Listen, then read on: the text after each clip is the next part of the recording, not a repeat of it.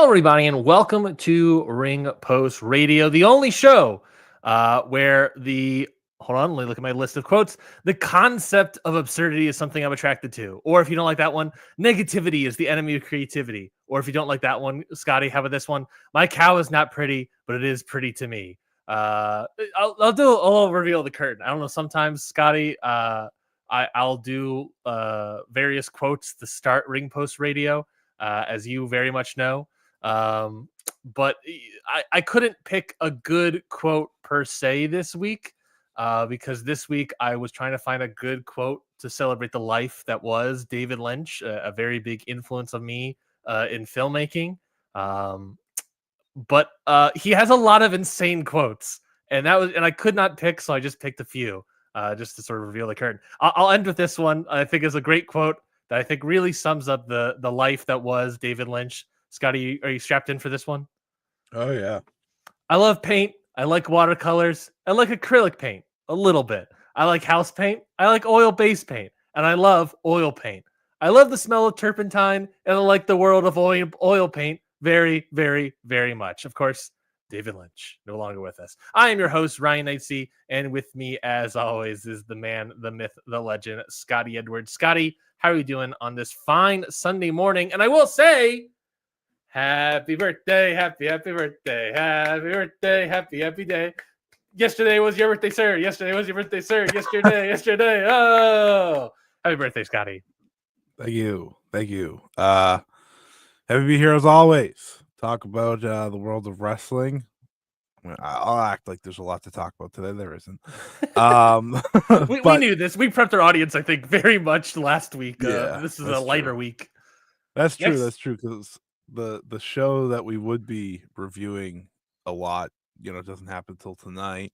Mm-hmm. So tomorrow, next week's stuffed week, though. So don't worry. We'll make up for it next week. Yeah, happy to be here. Happy to talk the world of wrestling as always. And it was a good day yesterday. Now it's time to, like I said, do our thing. Yes. Yeah. Yesterday you turned 42, I believe, and celebrated the big day. I'm not turned 42. Don't make people start thinking that. That's crazy. Yeah, you turned 67. Oh, you thought 69. Nope. There you go. I'm not working blue that early. No, you're back on track now. Yeah, that's more accurate. Well, yeah. I hope you had a good day yesterday. Yes, a lighter week, I guess, in terms of there's obviously some big news that happened in the world of wrestling. We'll talk about it, of course, but sort of a lighter week in terms of our workload. Next week will definitely be jam packed with a crap ton of things, because I think we got like a Royal Rumble preview next week and all that stuff, but we got a lot of stuff still to talk about, and the topics at hand are, of course, Saturday night's main event happening next week, the second Saturday night's main event since its reincarnation onto NBC and Peacock and whatnot. It's not on. Wait, no, it is on Peacock. Yes, but it's definitely on NBC. Dragon Gate, Gate of Bayside. That's right. We want to make a better effort to discuss Dragon Gate this year, and so we could have started with their New Year's show, Scotty, in hindsight, but that's fine. Instead, we're starting with the Gate of Bayside, which is happening this Saturday, same day as Saturday night's main event. We're going to discuss what AEW Maximum Carnage Dynamite was. I watched the Texas Death Match, but we didn't watch all of Collision yet. But we'll talk about that and sort of the fallout of that show and some of the good, the bad that was. But of course, we'll start off with the big time news story this week in professional wrestling, and that was the official partnership formation between TNA and WWE, or very more specifically for TNA and NXT. So yes, so that is what we're going to start off here. Let me pull up I'm realizing this ESPN article I have does not have a lot of information, so I should have maybe read that's first. Like the least shocking thing you could have said just there. But think WWE, TNA, if you go on TNA, it has the whole thing. I have it here at WWE. WWE and TNA have officially announced a multi-year partnership aimed at creating unprecedented crossover opportunities within WWE and TNA programming for NXT superstars and TNA wrestling stars. The agreement will enable talent superstars, buddy. The agreement will enable talent to garner additional exposure across key WWE and TNA programming, including weekly flagship shows such as NXT and TNA Impact, select WWE Premium Live events, and TNA pay-per-views, in turn bolstering their in-ring development with exposure to world-class talent and coaching. Um, blah, blah, blah, blah, blah, goes on, talks about gives some quotes, talks about, how people showed up in NXT, people showed up in TNA, yada, yada, yada. So yeah, it's official. They have an official multi-year agreement partnership between TNA and WWE. Of course, we have no idea how many years this is. It says multi-year, so we'll assume at minimum 2. But Scotty, what were your immediate thoughts to the reaction of this official partnership between, well, I'll say NXT and TNA? It's very weird to see a wrestling partnership put into a press release. Agreed. that was my first reaction when I saw it. I was like, what? Huh? Come again? Mm-hmm. Listen, I've seen a lot of people talk about it. I know a lot of people have said, when you enter a partnership with WWE, it doesn't turn out well for you. And while that's very true, like I'm not gonna sit here and deny that. Yeah. I do think this is actually a good thing for TNA and even better thing for NXT slash WWE. Mm-hmm. Because to me, this is a unofficial, official. Well, now it's official, I guess. Excursion system for NXT wrestlers. You and me talked about it a lot because obviously they're putting a lot together. So obviously you have the LFG show, Yep. for WWE that they're slowly taping and putting together for A&E. Yeah, I believe they taped the first show on Tuesday of last week. Yes, I think they did a match like a month or two ago because they had Evander Holyfield's son. Yeah. I just remember that. But yeah, they're slowly taping that, and then obviously this rumored WWE Evolve thing that's supposed to take over Level Up eventually. And now you have TNA and then of course NXT. I think there is something to be said that this now gives wrestlers that WWE are building up through their system an opportunity to learn elsewhere against different opponents. I also think it makes the WWE ID thing very interesting because Mm-hmm. you would think that maybe TNA will be more likely to bring them in now Sure. as a way to help WWE, obviously, in this relationship.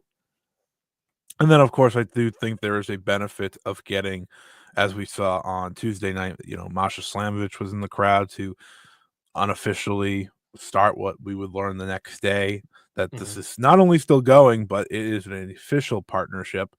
Um, and I also think for TNA, while I don't love the idea of it, it it lets them not have to sign as much talent because they're going to Yeah. have an influx of athletes and other wrestlers from WWE that will now take part in their weekly television, weekly pay-per-views, which I think is fascinating, honestly. I think it's something that honestly is probably more exciting for them than them just signing a bunch of indie people, right? We watched them lose Josh Alexander. We watched them lose Speedball Mike Bailey. We watched them lose. Well, she hasn't left yet, but after tonight, likely lose Jordan Grace.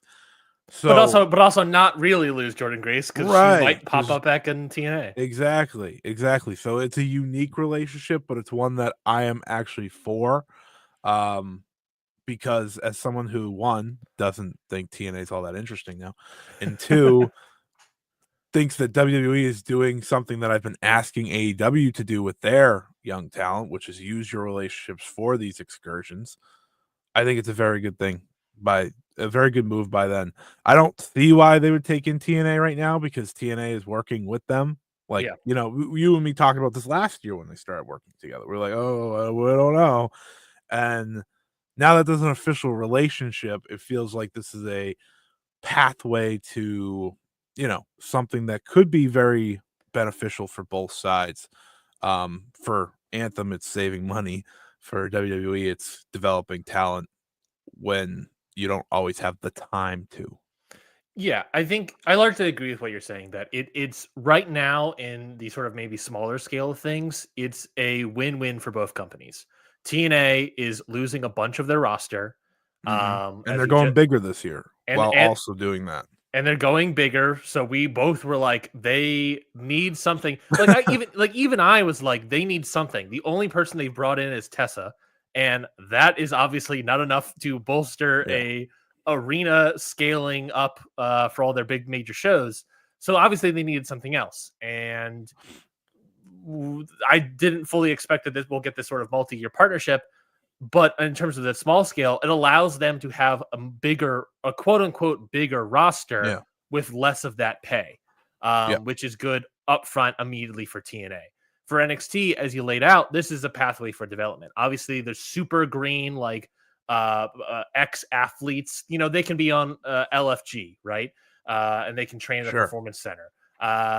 The WWE ID talent, all these indie folks can go on to NXT Evolve because they're a little bit better. Then they can all come together on NXT as the sort of flagship show for the development process. And if they need more excursion, more quote unquote excursion, right? Then they yeah, can go over to TNA and work right. slightly different style. Not a completely different style, obviously, but No, slightly but different. They'll get a little bit of that also with the WWE ID talent, but yeah.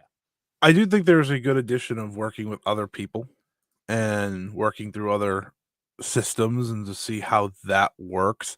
To Vankin in the chat, I do think that is also true. It does sound like it's a way to get TNA's big names easier.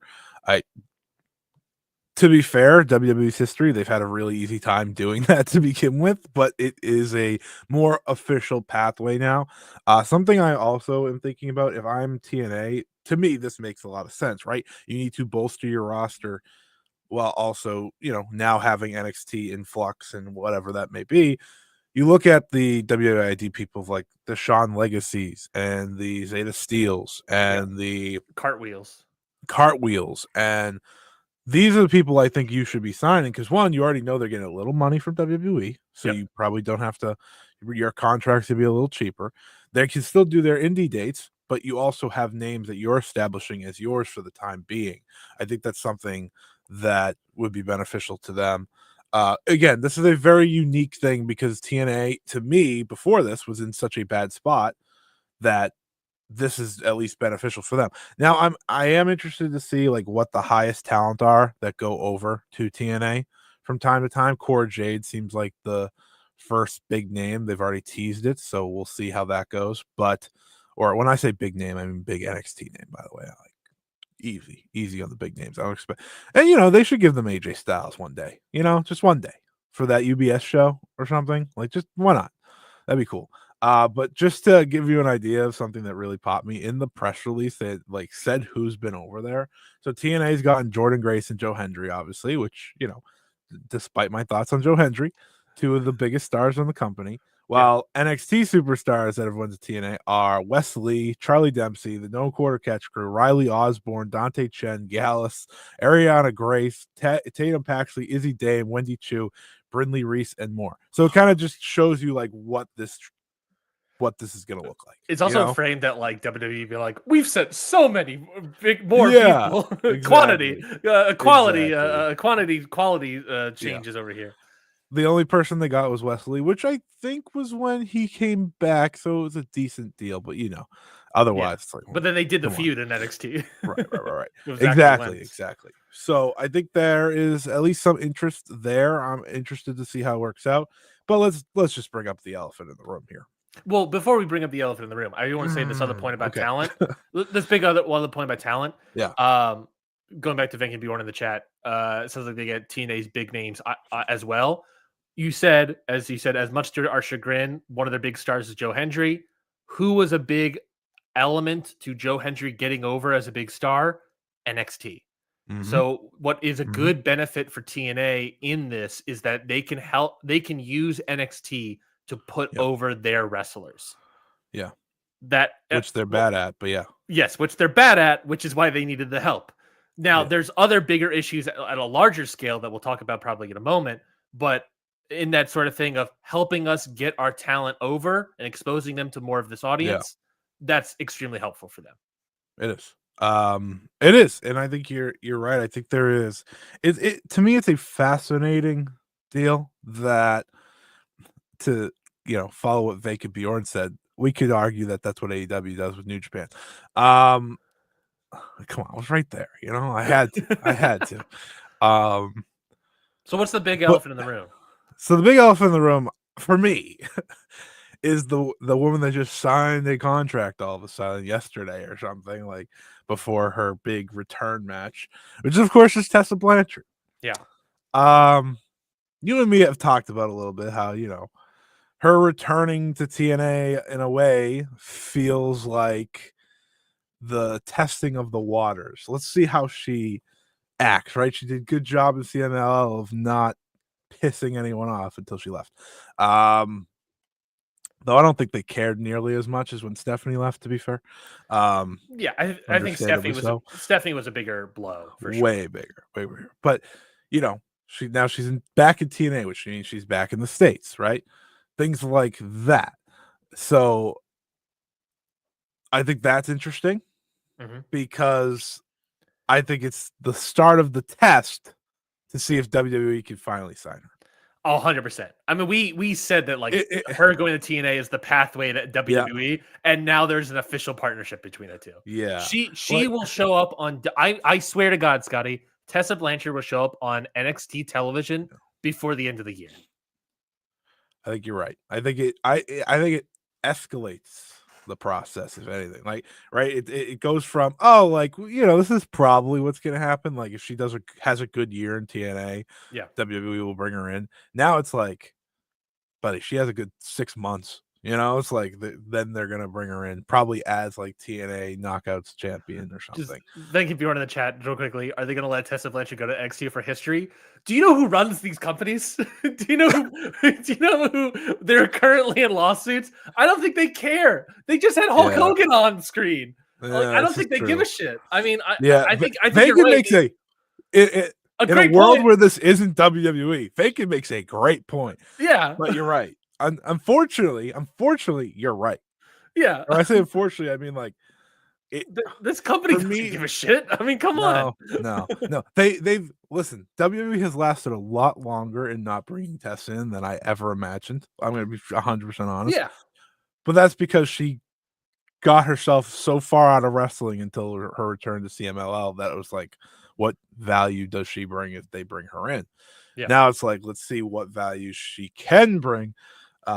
Again, I think to follow what Bushin said in the chat, maybe TNA could be used by WWE to do more house show tours. Be a way to scout more talent without getting WWE rumors started. I just don't want to see all the workers and staff laid off just so WWE takes the wrestlers. I agree. I think that is very true. I think that's very reasonable to think. And I am fascinated because to me, this automatically just means more work for a lot of wrestlers that need more work, right? Mm-hmm. So I think that's a good thing. And again, I mean, as someone who cares mostly when I look at TNA about like Masha Slamovich, this is an opportunity for her to face people that are interesting because, this is a women's division that is highly praised from NXT, and you're going to get, while the lower names, I'm sure, like you'll get a Carmen Petrovic or I don't think I think Lash Legend Izzy Dane. I'm trying to name people that didn't go yet. Also, Gallus were in TNA. I didn't even know that. Yeah, I didn't know that either. But like there's a wrestler that a lot of people hype up. I think her name's like Kendall Gray, for example. Like this is an opportunity for Masha Slamovich to wrestle different people because Ryan. Tonight she's wrestling Rosemary. Oh yeah, come on. Well, we talked about that as like with Grace gone, it was like who else can Masha Slamovich and now really they have face? It. Cora Jade feels like she's probably facing Masha at a show as well, which I don't care how you feel about Cora Jade. She is one of the bigger NXT names, so yeah, there is something there. So it's a different way to look at it each way, but I will be the silly one to say I think it's beneficial.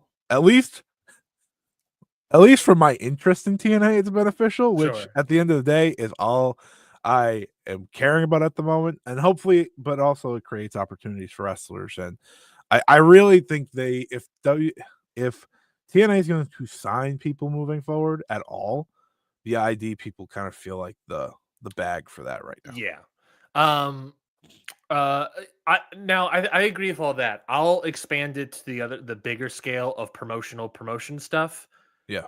I think that I agree with what you're saying, that on terms of a talent scale, all of this makes sense and this works. In terms of a money scale, I guess for TNA, this also works. But the problem with that money scale, and you explode that out a little bit to the bigger picture, TNA, in my opinion, is definitely is exposed in this Oh partnership, yeah. and in a dangerous way for them, Mhm. because they now are beholden to NXT talent to save money, right? They're beholden to WWE to be able to save money, which is a good thing short term, right? It's a good in the elements of working on the talent, getting people over. This could be a good thing. Maybe long term, TNA can become officially that number two. Yeah. There's a lot of things that got to get done to even get to that financial standpoint of a number two. But we all understand what I'm saying here is that they can try to grow TNA from here. But right now they are exposed because they have to work with WWE here to really have any sort of market play. And this Um, is their fault, to be fair. oh, totally agree. Totally agree. This is all their fault. Like they could be paying people right now Agreed. to join their company. But they are allowing this to happen. They are exposed. Yeah. They are not the big fish in the pond, right? They are the Never smaller have fish. been. Yeah, never have been. But compared to WWE, they can eat. They could easily get swallowed up, right? I mean, this announcement could easily have been WWE has acquired TNA, right? Oh yeah. That's easily what When this I should have saw the been. graphic, that's what I thought it was. So Yeah, this easily could have been that, and it might be that at the end of however many years of this partnership lasts, right? yeah, Because WWE is going to take some of these talents. You know, they already are. look at the history of professional wrestling relationships, right? The No, bigger look at the fish, history of this company. yeah, the bigger fish always gets the more stuff out of it, right? New Japan and its history of working with all these other promotions. They always typically win all these things. At the end of the day, they might take a talent or two. You can look at it right now at the very start of it with AEW and New Japan and Stardom, all these other places. It looks very nice. It looks very good. But now we're at the point where AEW is the bigger dog compared to New Japan, and that, especially once the yen fell apart, basically, it allowed AEW to swoop in and Yeah. take some talent to help on a smaller scale the financial aspect of New Japan, because they can't pay for Okada anymore, right? Because the Yes. yen collapsed. So it became this thing where AEW is going to start scooping up talent. They are starting to scoop up. They'll probably start scooping up talent from Stardom. They already took the American or Western ones with Mariah May, and Yeah. I guess Megan Main. We'll talk about that later. But that is how these relationships end up evolving. Sure. WWE will be taking talent. It I will mean, they're probably, taking Jordan yeah, after tonight, they're right? That's more like, than likely taking Jordan Grace after tonight. They will more than likely take Joe Hendry. He's a slam dunk for the Royal eh. Rumble, by the way. Oh, Um, that's true. That I agree with. I don't. My hot take is I don't think they take him. I agree. I think they shouldn't take him because I think that's a dumb thing. I But don't think they'll want him by then. that might be true. He might have cooled down at that point. But they'll take whoever they want from TNA at the end of the day, and TNA is just going to have to accept that, because what they They, get out of it is less finances to pay and yeah, be the ability to make more money by running these yeah. bigger shows. Again, I'll anger people maybe by saying this, but WWE's been taking whoever they want from TNA for well Forever. over a decade. Yeah, You that's know, true. like That is true. this isn't like something new. It's just again, it's an official pipeline, which If anything, this creates a sort of distance between WWE immediately hiring everyone they wanted to. yeah, you know that's true. You know what I will say that I find fascinating. You know, we're comparing AEW to New Japan, and there is a reason to this, which I'll say, Mhm. but New Japan fans hate AEW. They Yes. hate that company, Yes. which it's hard to blame these days. TNA fans Ichiban Sweetcast on the Count Out Network had to change their entire name from Okada Shorts to Ichiban Sweetcast simply because AEW took Okada from them, and now Curtis on the show hates AEW. But TNA fans, since the beginning of the partnership, have really enjoyed the WWE crossover. Yeah. Now, again, they haven't taken the people, but there's an argument they already have. They took the Motor City Machine Guns. Yeah, you can argue that. They were already gone, but you can argue that. They were, but that's TNA originals. They're gonna take Jordan Grace, and the whole world knows it and has known it for months. Yep. It's very unique to just see how fans react to certain things. Well, I think that's also like the larger scope about the TNA expansion, all these sort of things. I mentioned this to you that the way there's the bigger scope of like people have opinions on like AEW and TNA and all these other companies about becoming pro wrestling or WWE light, right? Becoming sports entertainment. And what's interesting for AEW is that like a lot of people say they're becoming more sports entertainment based, and that's not working for them. And you can see that in ticket sales and all these sort of metrics that start falling down, right? For TNA, what it kind of helped for them it's never really worked for them in their history of being a WWE light promotion in TNA. And the moment it starts working for them is when they actively work with WWE last year and expanding into this year.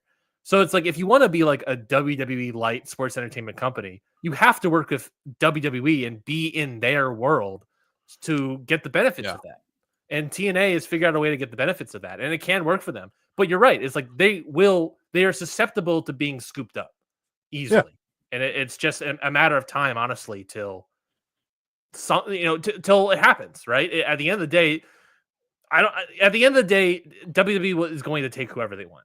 And if they truly see this as a way to get more exposure for their talent, then they will do that as long as they deem necessary, right? And then they will let go of the partnership altogether, or they'll swallow up TNA completely. What does this affect to the PC? I don't know. How much more do you need the PC if you're just have all these sort of vague developmental promotions and shows and all these sort of things? I don't know, but the PC is a place everyone works out. Like that's what Charlotte's getting back. I mean, in terms of that building, though, you can almost get rid of that building and just combine it with the Las Vegas UFC workout someone center. Tells me UFC is not going to want to do that. Yeah, I know, but you know what I'm saying. You know what I'm saying. They can just combine it or something. They won't get rid of that because that's where NXT is. That's true. So, it is a place where they're filming that. Yeah. And all these other shows. I realized that the other day. I was like, hold on, I'm pretty sure that's where they do that show. I will say the one final thing with this, obviously it's it remains to be seen, and we'll wait before reacting. But WWE is in signing mode right now, so I think that is worth noting. Timing wise with this partnership, right? There was rumors at least that Elio del Dr. Wagner Jr. is likely heading there, which was the expectation, to be fair. There was once a contract and it didn't come together originally or something, but he's expected. Jordan Grace is expected. Penta just joined. So I think that's just worth noting because listen, this is a WWE situation that works itself out every year. They'll sign talent throughout the year, but usually based on how wrestling goes now, it's usually top of the year when people are coming in. So for TNA, they I think took the fair opportunity of, okay, well, we want to partner with someone. We're not partnering with AEW. We're not partnering with New Japan anymore. And this is here. And this is the biggest company in the world. So if it brings us any more eyes, any more ticket sales, which as far as I'm concerned, it has done decently. They are going bigger this year after all. We'll see. There is no, I was searching for it for the past 10 minutes. There are no ticket sales for Genesis. It might be on a non-Ticketmaster site. But I think it's selling well, if I remember correctly. based on like the last report or something. I'll check WrestleTix to see if they have any updates. Yeah, I was hunting for it. All I found was Slammiversary. But I think it's fair to, if you are a TNA fan or if you are just a wrestling fan, to be, wary, because we know how, there's a very good chance this will end up. But for the short term, it makes a lot of sense. But that's neither here nor there. Fascinated to see the involvement tonight. Obviously, right? Everyone's talking about it. Genesis is now like guaranteed to have NXT involvement. I think they even put the damn NXT logo on the logo. Yep. I've been seeing that go around. I haven't seen that on the TNA website, but I see people posting it. So yeah. There it is. I see Twitter it. accounts are like, sharing each other and all these sort of They stuff. have it under their official. That's crazy. Yeah. Hold on, just to show the people what I mean. This is on the TNA website, so this is like a guarantee you will get NXT talent tonight. So instead of having the usual surprises that TNA does, they don't have to debut any signing talent. They should still sign people, though. I want to stress that after all this, they should still sign people. Yeah. Because it's opportunities out there. That's why I bring up the WID people. They aren't going to bring in big names. We've accepted that long ago, but they can bring in, lower names that build themselves up. That has always been really what's made TNA good. I think. Well, yeah, agreed. New fresh faces has always worked for every promotion. Yeah. Yes, but like their whole thing for years and years and years, let's bring in the WWE mid-carder, and AEW has taken that realm.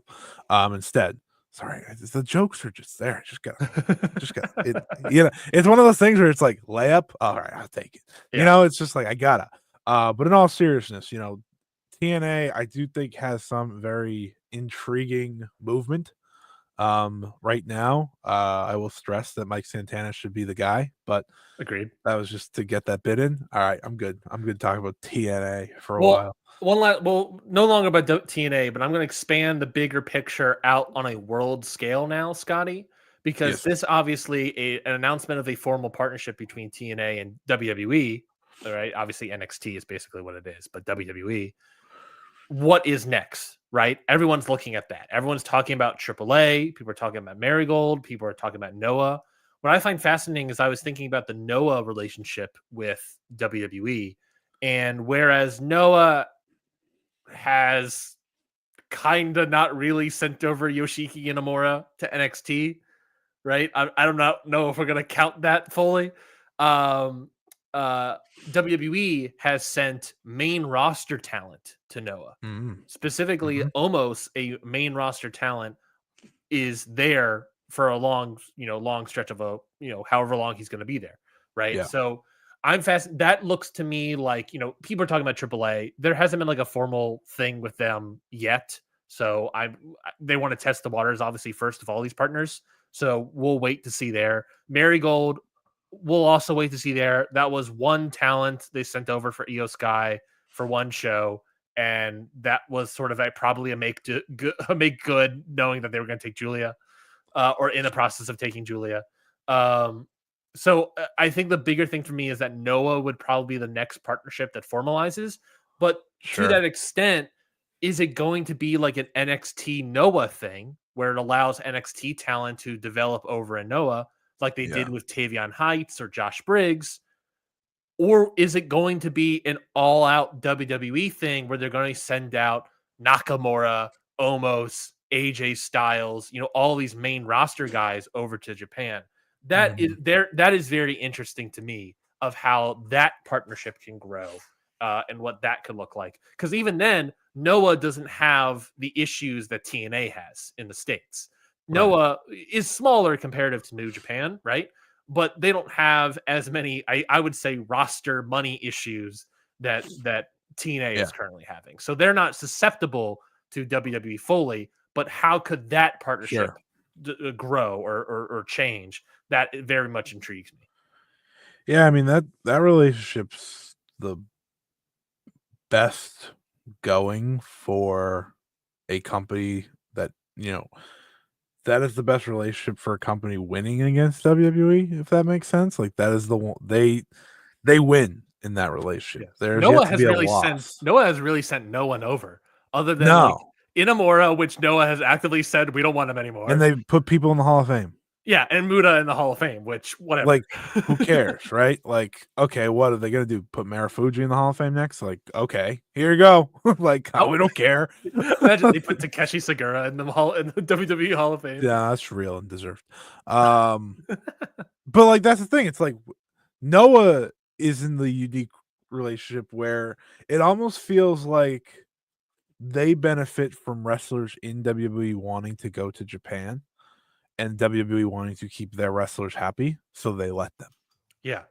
Well, also being like, hey, now we have this awesome young guy that we think could develop with you. Can we send them to you? Right? Like that's the interesting part of this. Like, and I think again, it helps them. Right? We're watching Omos become a star in Noah. He doesn't do a lot. He doesn't have to do a lot to become a star because he's 7'4" and almost, but like it's benefiting Noah. He is benefiting Noah. He is benefiting their new faction. So again, that is the unique relationship there compared to TNA. And it's been that way. They have sent main stars to Japan to be involved. Because people will say obviously that like they want to get some foothold into Japan, but at the same time, I just don't see any signs right now of there being too much extremes in that. I think it's just, wanting to make that relationship work. And we'll see what happens, down the line. We keep saying that because, this is still WWE. We're still aware of what they can always potentially do. But at the same time, you kind of appreciate, I think, for Noah, what they've gotten out of it. And you kind of just hope that continues for them the way it's been. But we'll have to wait and see. Yeah, I think it's sort of a loyalty thing is what they're trying to establish right now, and they can't. And WWE can't really take anybody from Noah, but the fact that Noah hasn't sent anyone over is kind of shocking in a way. I wonder if they'll happen in 2025. There's obvious people. I think like Jack Morris is someone that could easily work in WWE. Sure. There's a lot of I guess Wagner. Yeah, I guess Wagner. Yeah, that's that. But I really don't care. Like it's weird because I don't count him as like being taken from it. That, to me, that's like completely fair game. His contract expired. Like his contract expired. That's completely fair game to take Wagner. He's just like the one that I can name because if assuming that happens, like yes, he was a Noah wrestler, but at the same time, it's like, well, he was free game. Exactly, but they're like AEW could take him. They're AEW could have taken him. They're like Western people that are more interesting. That I think WWE more interested in, like a Jack Morris, like a Tyus Alexander. Zozawa just showed up in Noah, and he looks prime and ready for a WWE ID contract if I've ever seen one. So I'm interested to see how all of this will continue to unfold on a worldwide basis, especially with who's running WWE right now, and the guy that really wants to do the global expansion. So. Starting from TNA, I think on the small scale, this is good for the talent. This is good for TNA. This is good for WWE. On the medium scale, promotional versus promotion, TNA is very susceptible being scooped up, but WWE has almost enacted a timer. We're not going to do that, right? Yeah, we're not doing that for at least 2 years. Yeah, this partnership isn't a partnership if we just take them, just take everything they're worth. We need something from them. If this is supposed to be a training thing, then they need talent to train our talent. So that is an interesting one to watch. And then the world scale, it's we'll see how it sort of expands with like Noah and maybe going into these other companies like Marigold. Hey, what's gonna be great when they do like Obafemi versus like Ace Austin on like some random NXT takeover. Well, yeah. How many people how many people have been pitching Forbidden Door type shows? TNA. Oh, they've been doing that since it started. I saw someone with the announcement of this pitch a WWE TNA Forbidden Door show where it was the old Sting, Kurt Angle, AJ Styles roster. And I was like, This person is so lost. They can't even go to TNA's website. That's one of those. That's one of those like Facebook posts. Yeah, You know, it was like 100%. I don't know if anyone knows what I mean, but like if you've ever been on wrestling Facebook, that place is something. You think Twitter's bad? That's like going into like a time machine. Yeah. Oh yeah. But yeah, that's the interesting part about TNA is I do think they benefit for now. Yeah, I think for right now, it's a question of how long. I think the bigger thing is how long does this partnership last, and what happens. What happens? Obviously, TNA Genesis is tonight, 8 p.m. on pay-per-view. NXT talent will be there. Busted Open will be there. Bully Ray will be in attendance probably to host. Oh, and by the way, countdown show. To the comments of is TNA now number 2? Fuck no. No. That's an egregious thing. Pull up any financial discourse about what it is. Ultimately, is the same number 2 conversation a couple years ago in 2022 with GCW and AEW of like, is it number 2? It's like, no, it's not. Of course not. Financially, nowhere close. It goes back to the thing of like, is TNA's nowhere close financially as well off as AEW is. But is TNA more than New Japan of America? Is more than New Japan strong? That is the better question. Who's number 3? Is it TNA? Is it New Japan? I think strong? TNA is probably comfortably number 3. Yeah, at the very least, they might expand into number 3 this year. They're definitely number 3. They sell more tickets. I'll look this up. What was the last? It was Battle in the Valley, right? Was the last New Japan show? Yeah. Let's see. How did they do in terms of ticket sales? Obviously, there's the financials of all of it, and we're not going to get into that. But let's just look at attendance. They also run like once every other month. To be exactly. Battle in the Valley was 1,600. Okay, they have 1,600 for Slammiversary already. Uh-oh. So it's not even a question. Maybe they are number 3. What was the last TNA pay-per-view? That was Final Resolution in Atlanta, Georgia. That's center stage. That's a smaller building for sure. But I don't even have the number here on Cage Match. So my point remains. They already have 16 for Slammiversary. And Slammiversary is in like 6 months. They had 3,000. They had capacity for Bound for Glory. So Bound for Glory. TNA, if anything, they're probably comfortably number 3. So Bound for Glory. For them to expand the team, I think it was like someone did like the math, the financials of it, and for like TNA to get into AEW territory, they need to like multiply their I think it was like their ticket sales income or whatever by like 38 times, like some insane number. And it was like, they're nowhere close. They're nowhere close. But alas. They've been 3, and that's just fine. Like they don't need to be higher. Exactly. This is why they're partnering with number 1. And we'll see how that affects number 2. But speaking of a number 2, let's talk about AEW Dynamite. You just called AEW shit. That's crazy. I was thinking of that joke in my head as well, and I was like, I don't know how to do this. Maximum Carnage Night 1 took place on AEW Dynamite in Cincinnati, Ohio. I watched the first match of Collision, which was the Texas Death Match, which was legitimately great. But we'll go through and just give a sort of a quick, vague. From the 2 days. What's that? Is that the best match from the 2 days? Oh yeah, easily. I was gonna say it has to be because I didn't love the day 1. So day 1, we'll go through just the real match card, and we'll sort of talk a little bit because we don't review AEW too much. But AEW Maximum Carnage gave us Kenny Omega defeating Brian Cage, the Hurt Syndicate defeating Mark Briscoe and Private Party in a 6-man tag, and then Hook defeating Christian Cage. Tony Storm winning the AEW Women's World Title number 1 contendership Casino Gauntlet match. Go in order. Why am I going in order? To talk about today. Why don't we just go in order of reviewing the show? We have nothing else to do today. What are you talking about? Dragon Gate preview. Like when we review shows, why don't we just go in order of the show? We are. Well, I am going in order of the show. What are you talking about? But you're speed throwing it. Like, why don't we just go thing by like segment by segment? Oh, we like this. Oh, we didn't like this. I just want to shit on one thing. Because Scotty, I know this segment is going to take 45 minutes. Which is good. We can wrap it up. Tony Storm wins the Casino Gauntlet match to face Mariah May at Shocked. Grand Slam Australia, which is airing sometime. And on TV. On TV, not a Max exclusive like it was originally announced. Not TNT, because that's All-Star Saturday night. Yep.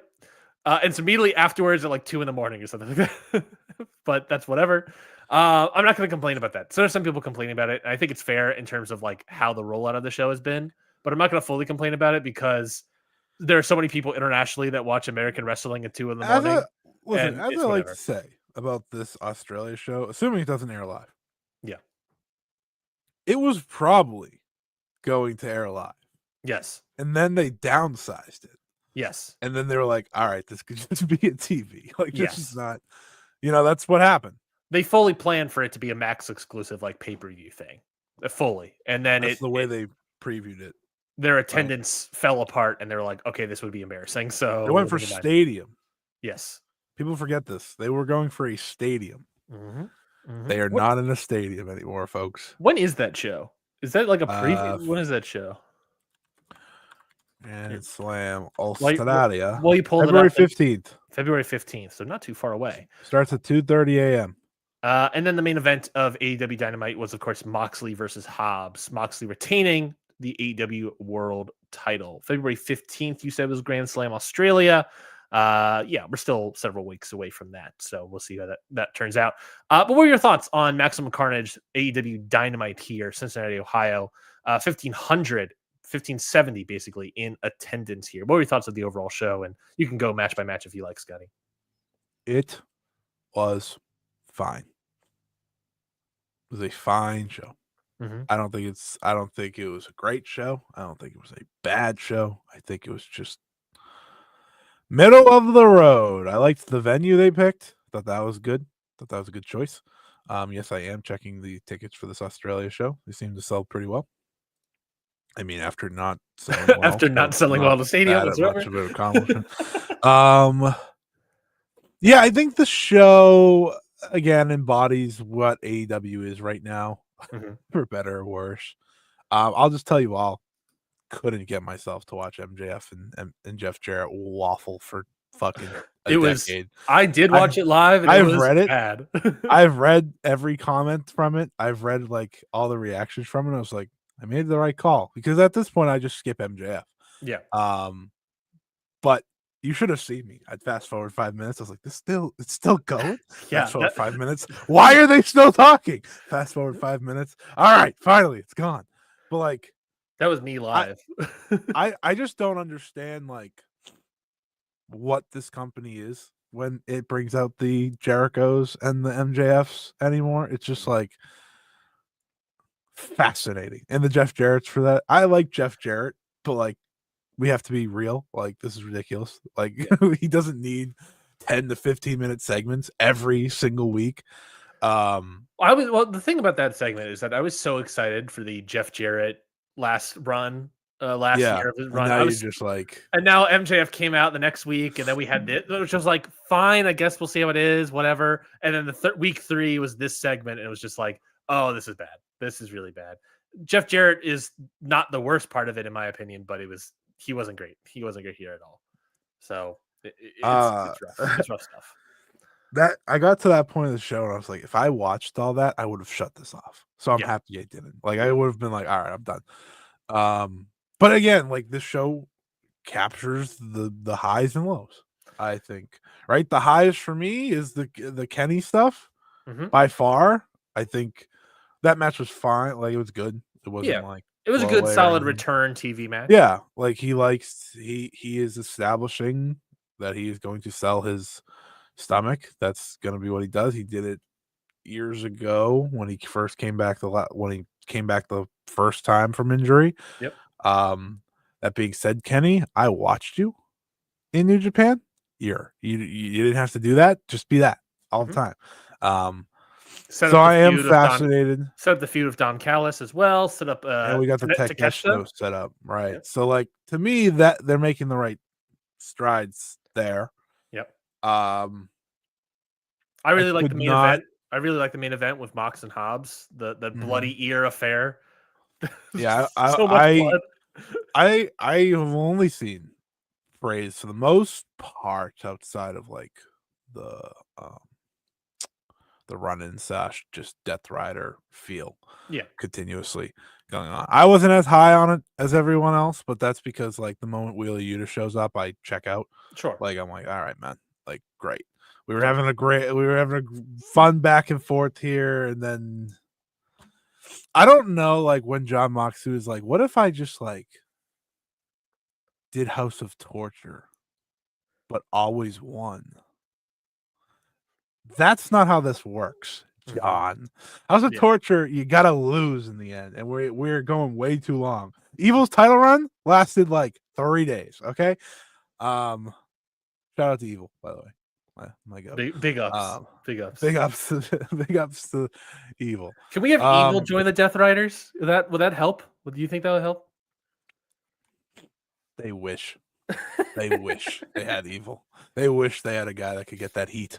I also like that Samoa Joe came back. Yep, we got a return of So, Samoa Joe. Not a I great don't match like between Hook who and he's Christian feuding with, Cage.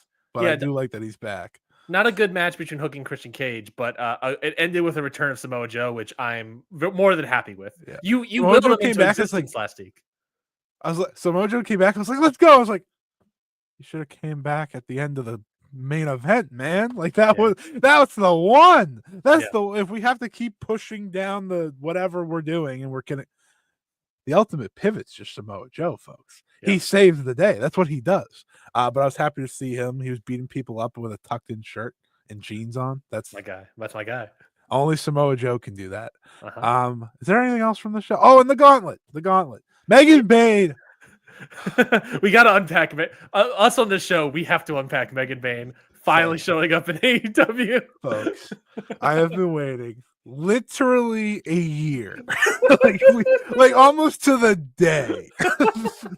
I've been waiting a year You and for I this woman on this show have been like, we all have to forget her. Stop bringing her up. She will come in whenever she feels like she's coming in. To be fair, every time we did that, I would then say, however, someone get her out of just GCW. Because, as everyone saw on Wednesday night, she is a star. She is a genuine star. She's a genuinely great worker who has a presence to her. Her and Chris Statlander and Willow, I was like, this is what it's all about. I love that they had everyone else away. I love that they had Megan Bain mix up of Stat and Willow. That is really good for me. That was great. It was beautiful.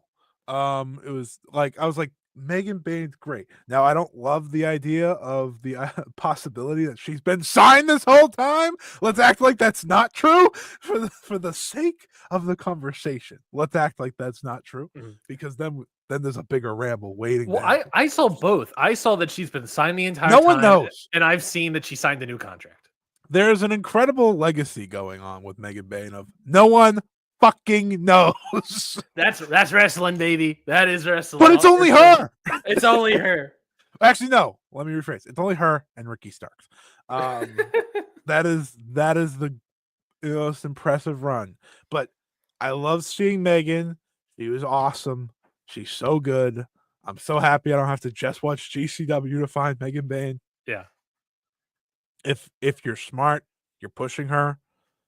Honestly, she should crush like Mercedes or someone in the end, because they teased up Mariah May on commentary really well, which made me very. And I think that was sold very well. Imagine going from Mariah May to Megan Bain. Holy shit, that's not going to happen because Tony's going to probably win. But, but they might have set up a secondary feud. We need more heels. We've been over this. We need more heels. Megan Bain will be a good heel, but I love seeing her. Chris Statlander is awesome. Willow got the biggest pop of the entire show, and I was like, why is she not getting pushed? Like, what are we doing? How many more times do we got to do this with Willow? I'll just say it every time because eventually you would think she does get the big moment, right? She should have just beaten Mariah, but it's fine. If Willow is champion, we would have Willow versus Chris Stat. We would have Willow versus Megan Bain. We would have Willow versus maybe Jamie Hayter. And then you'd work to Willow versus Mercedes 3. Yeah. Sorry, like that. That's art. That's great. That's what you want to see.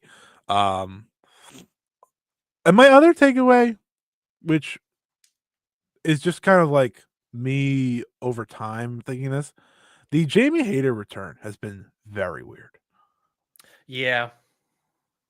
This was the world champion, and at one point the most over woman in the company. It has, for me, similar vibes to when Thunder Rosa returned, where it was just like she went out champion and then just returned as like a person.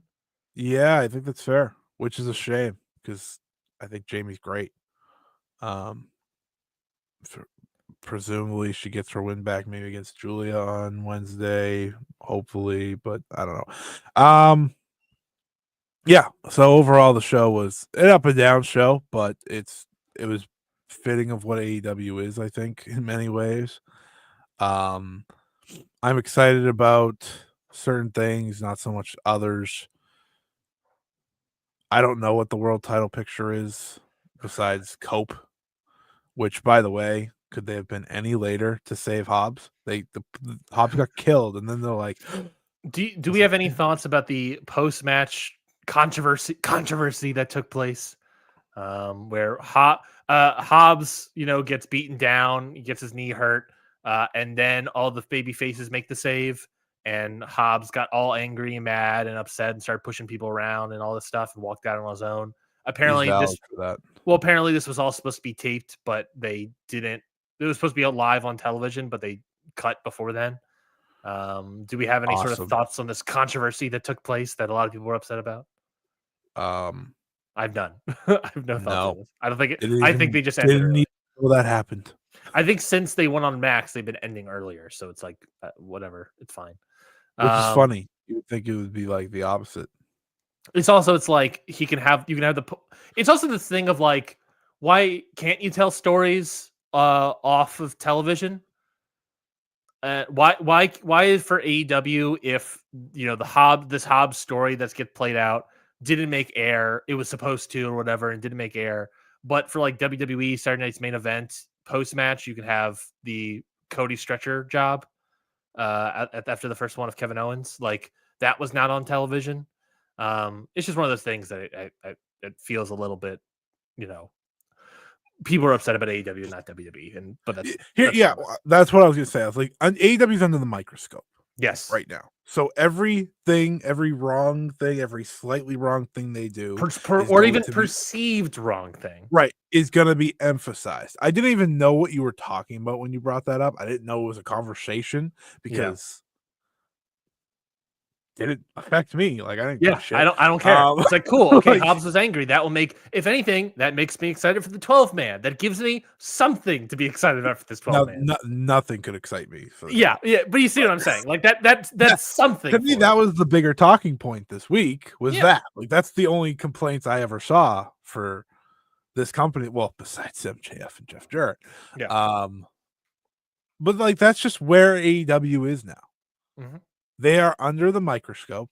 Every wrong turn they make, which there's a lot, unfortunately, it's going to be emphasized and it's going to be talked about and it's going to be debated because that is the hot topic of conversation. Unfortunately, to be fair, they were also under the microscope since they announced themselves as a company.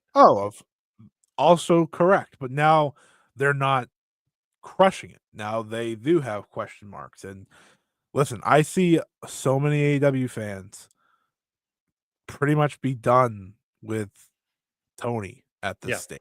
Like they want someone else in the room. And for me, I am done with RJ City as well.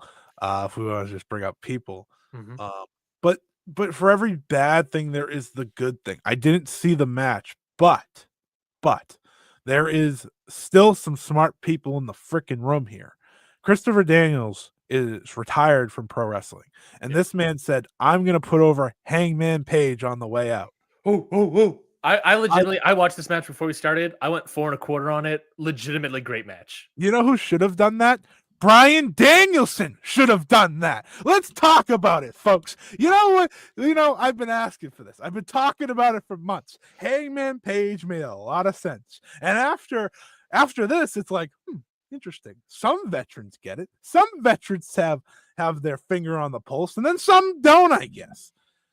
Hangman Page is sensational. Truly sensational. One of the only guys in AEW that makes chicken shit into chicken salad, no matter what it is. Yeah.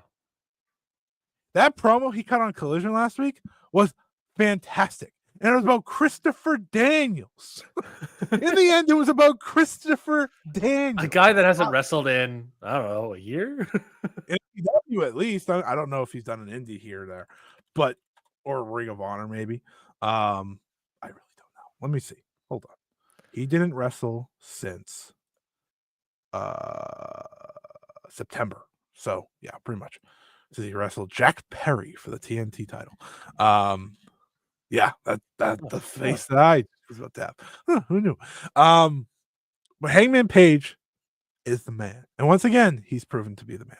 Just like Kenny Omega has proven to be the man. Just like Will Ospreay is proving to be the man. Just like Takeshita. There is an echelon that this company has that they should just always lean on. Yeah. There's a lot of like these big stars that all these people you just named, like Willow and Chris as well, I'll throw in there, of like people we constantly talk about of like, why aren't we going with these guys a lot more? It's the thing. Well, it's also like, it is to me weirdly similar to like the Cody situation, but for like so many more people.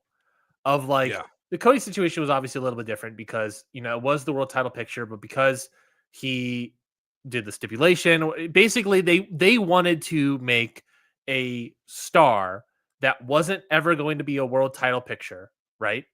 But that would be able to tell stories through the star, right? That's essentially what the Cody Rhodes thing was, is telling stories that aren't focused on a title belt, right? Or at least the world title belt, we'll say. They could be focused on TNT or whatever, but they'll be focused on something else. And telling stories that way and making the mid-card titles and all these sort of things.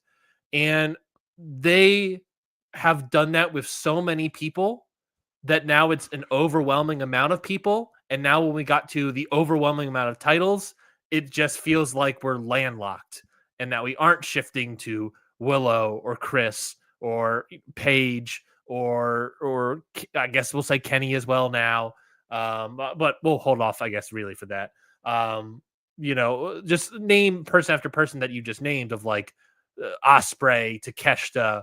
Why aren't we going with more of these people? I mean, even then, Takeshita holds the international title, but it feels weird for some reason. But yeah, I think it's just that in a bigger scale of why aren't these guys? Why isn't the world title picture focused around Paige, Ospreay, Takeshita, Swerve? Why is it that we're doing all these other stories? I think it's because AEW was also built off of making sure we tell stories that aren't about a title belt, which is great. Yeah, it's great. But the thing that's most important in any wrestling company is the world title feud. Mm-hmm. Always has been, always will be. So that's that. To not bring up Cody again, but I will bring up Cody again. I saw someone asking a genuine question of like, when did the tide turn? And you just got to look at that man, guys. Like that is, you could just point at him. That's when everything changed. Hall of Famer. Yeah, he changed things one way, then he changed it the other. Wrestling would be in a fascinating world right now if Cody Rhodes was still in AEW. I'll tell you that. 100%. 100%. But yeah, this show was fine. Again, and to respect Christopher Daniels here for a second, because I think it's valid if he is officially retired. This is a guy that has wrestled since 1993. He has wrestled since 1993. They called him Old Man Daniels in Ring of Honor. Yeah. And he has been steady and great for a long time. You know who was tag like teams, at the top of the singles. card? I just released episode 1 of Hustle Loyalty Retrospect, the John Cena retrospective story on Patreon, patreon.com/counterpod. And I just released that first episode. And you know who's working UPW, the first promotion John Cena gets training at? Christopher Daniels. That's the former UPW heavyweight champion, buddy. There are matches where it's Christopher Daniels versus Kurt Angle. Because Kurt Angle's coming in from WWF and working some of these shows. You could watch it online. I found it. Christopher Daniels versus Kurt Angle. That guy's been working that long where he's working those kind of wrestlers. And obviously then he worked him a crap ton more in TNA. I was going to say, to be fair, he did work him. Yeah, but this is like, he started in 93, and at this point, this is the year 2000. Yeah. He's 7 years into the industry.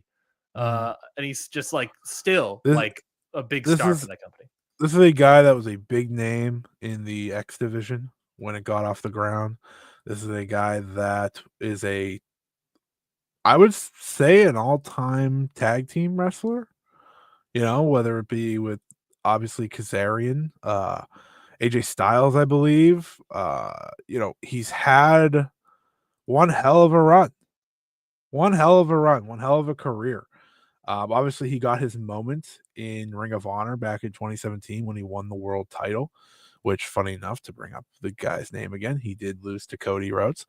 But, you know, this is a guy that, you know, I just want to give credit to. Like, you know, he's someone that has done a lot more than I think we or anyone else will ever appreciate. And what a great hand. Like one of the best hands. Yeah. But just like best hand.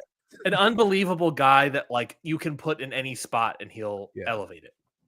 Yeah, he is. I like to have this term for other promotions that I talk about weekly. But I like to have this term of, like, in basketball, you have the starting lineup and then you have the sixth man. The sixth man's the guy that fills in any role, helps out. They have an award for it. Christopher Daniels is like the ultimate sixth man for a long time for TNA, Ring of Honor, AEW. You know, like, this is a guy that came through many, many times. So obviously good credit to him. A great wrestler, like in ring wise. I know that matters obviously to a lot of people. Tons of great matches. Some of TNA's greatest matches involve Christopher Daniels. He also had multiple TNA's only 5-star match, if I'm not mistaken. Yes. Well, not only anymore, but not only anymore, but for a very long time. Yes. So obviously, shouts out to Christopher Daniels, and thank you for putting over the Hangman on the way out. Much appreciation to you, sir. He did a Uranagi off the top rope with Hangman through a barbed wire table. Did it for the love of the game. That's what he did. That love of the game, sure. Folks. And did it in such a, like, professionally. The blood that spurted out of Daniel's head the entire match is great. Is just great. I don't think Hangman bled really this match, not like officially from the head, not that I can think of. Most of the blood on Hangman Adam Page was Christopher Daniels, and just an all-time journeyman through the history of these minor companies. You know, has been a big part of all of these places: TNA, Ring of Honor, and of course AEW. And the last thing, I think it's again very on point for him. He didn't make it about him, right? Like, it kind of fits what Christopher Daniels has done a lot of his career. This wasn't about him. This was about Hangman Page. By the way, his match that he had with Hangman is his highest rated match on Cage Match since 2016. Goddamn! I mean. It's an 8.36, so it's not like it'll probably go down also slightly. Yeah, but the only match that comes close since then was a holding. I can't hold.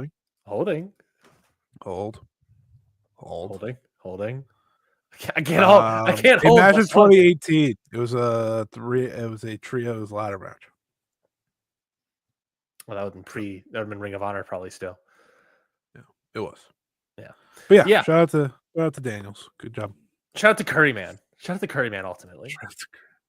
Shout out to Suicide. Oh yeah, for that brief moment, he was Suicide for like not long, right? I don't really for those who don't know, the history of Suicide in TNA is a fascinating one. There were 75 people that played the damn guy. Yeah, It was mostly Kazarian. it was also mostly And that was TJP. TJP. Yeah, I Right. think Gresham was Suicide at one point. Was a Jonathan? Yeah, I'm pretty confident There's that no Jonathan. way, dude. I'm Jonathan pretty Gresham's like confident. 5 feet tall. Like, there's no way. I'm pretty confident. I'm gonna look it up again. But go ahead. You were gonna say something? Anyways, my point was like, for those who don't know, Suicide had like I think 2 runs. He had several runs.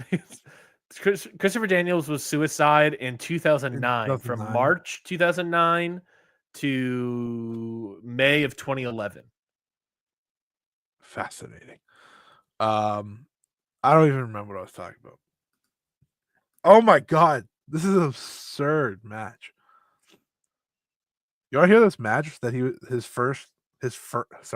second match is Suicide For Daniels? Yeah. Go ahead. Right. Well, this is on Cage Match. This is only rated matches. My apologies. Either way, whatever. I just need you to hear these people. So it was Suicide. So that was Christopher Daniels. Mm-hmm.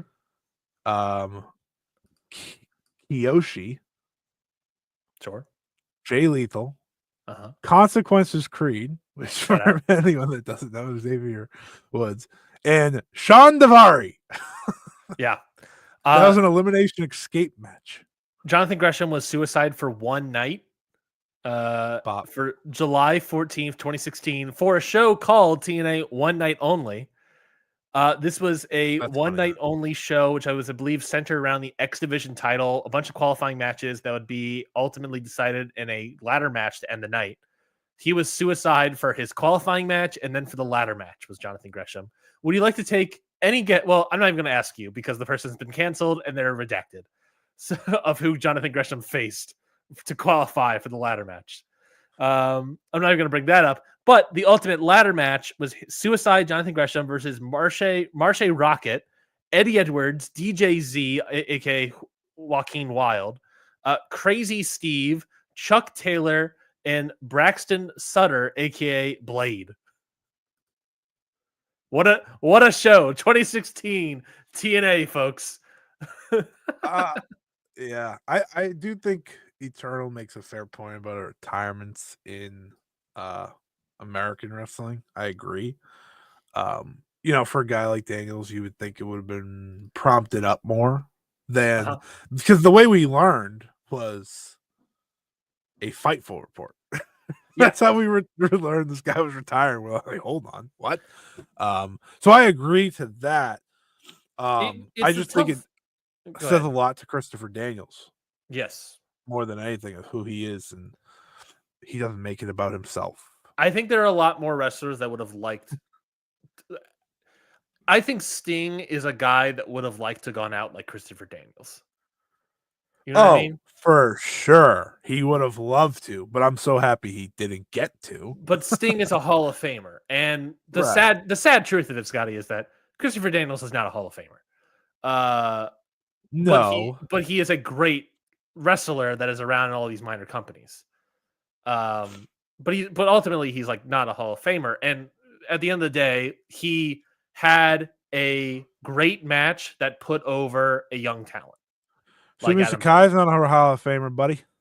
That's true. You saw that retirement match, and that's true. But even then, I think that's a little bit special. And Christopher Daniels is very famous. Like, to me, it's like I'm also upset. I would have liked a little bit more, but I think it's different. One, it's different from America and Japan. But it's sad to not see him be in there with like Kazarian or something. Yeah, I agree. Not that I would have preferred to see that. I'm just saying. I saw people pitching like Christopher Daniels should have his retirement match against AJ Styles. That would have been very cool. Of course. That would be very cool. But it's also like I'm not upset with like it's also Christopher Daniels. Like he's way past the peak of his career. He is a guy that has always been a great hand for these companies. I don't think it's like Buddy, the we worst. know AEW does not care if you're past the peak of your career. Chris Jericho's on TV every single week. Chris I feel like Jericho, I feel like I set you up for that. you sure did. You sure did. When I have my father, who does not pay attention or give a shit about AEW, messaging me about how bad Chris Jericho looked at the end of that Dax match, you know it's bad. I was like, Fair how enough. did that even make its way to you? Like you don't even like, you're not in the weeds. Like, how did that even? Yeah, That's where we are. but I ultimately agree if like that there is. I would have liked maybe something more for Daniels, but I'm not at all upset with what we got.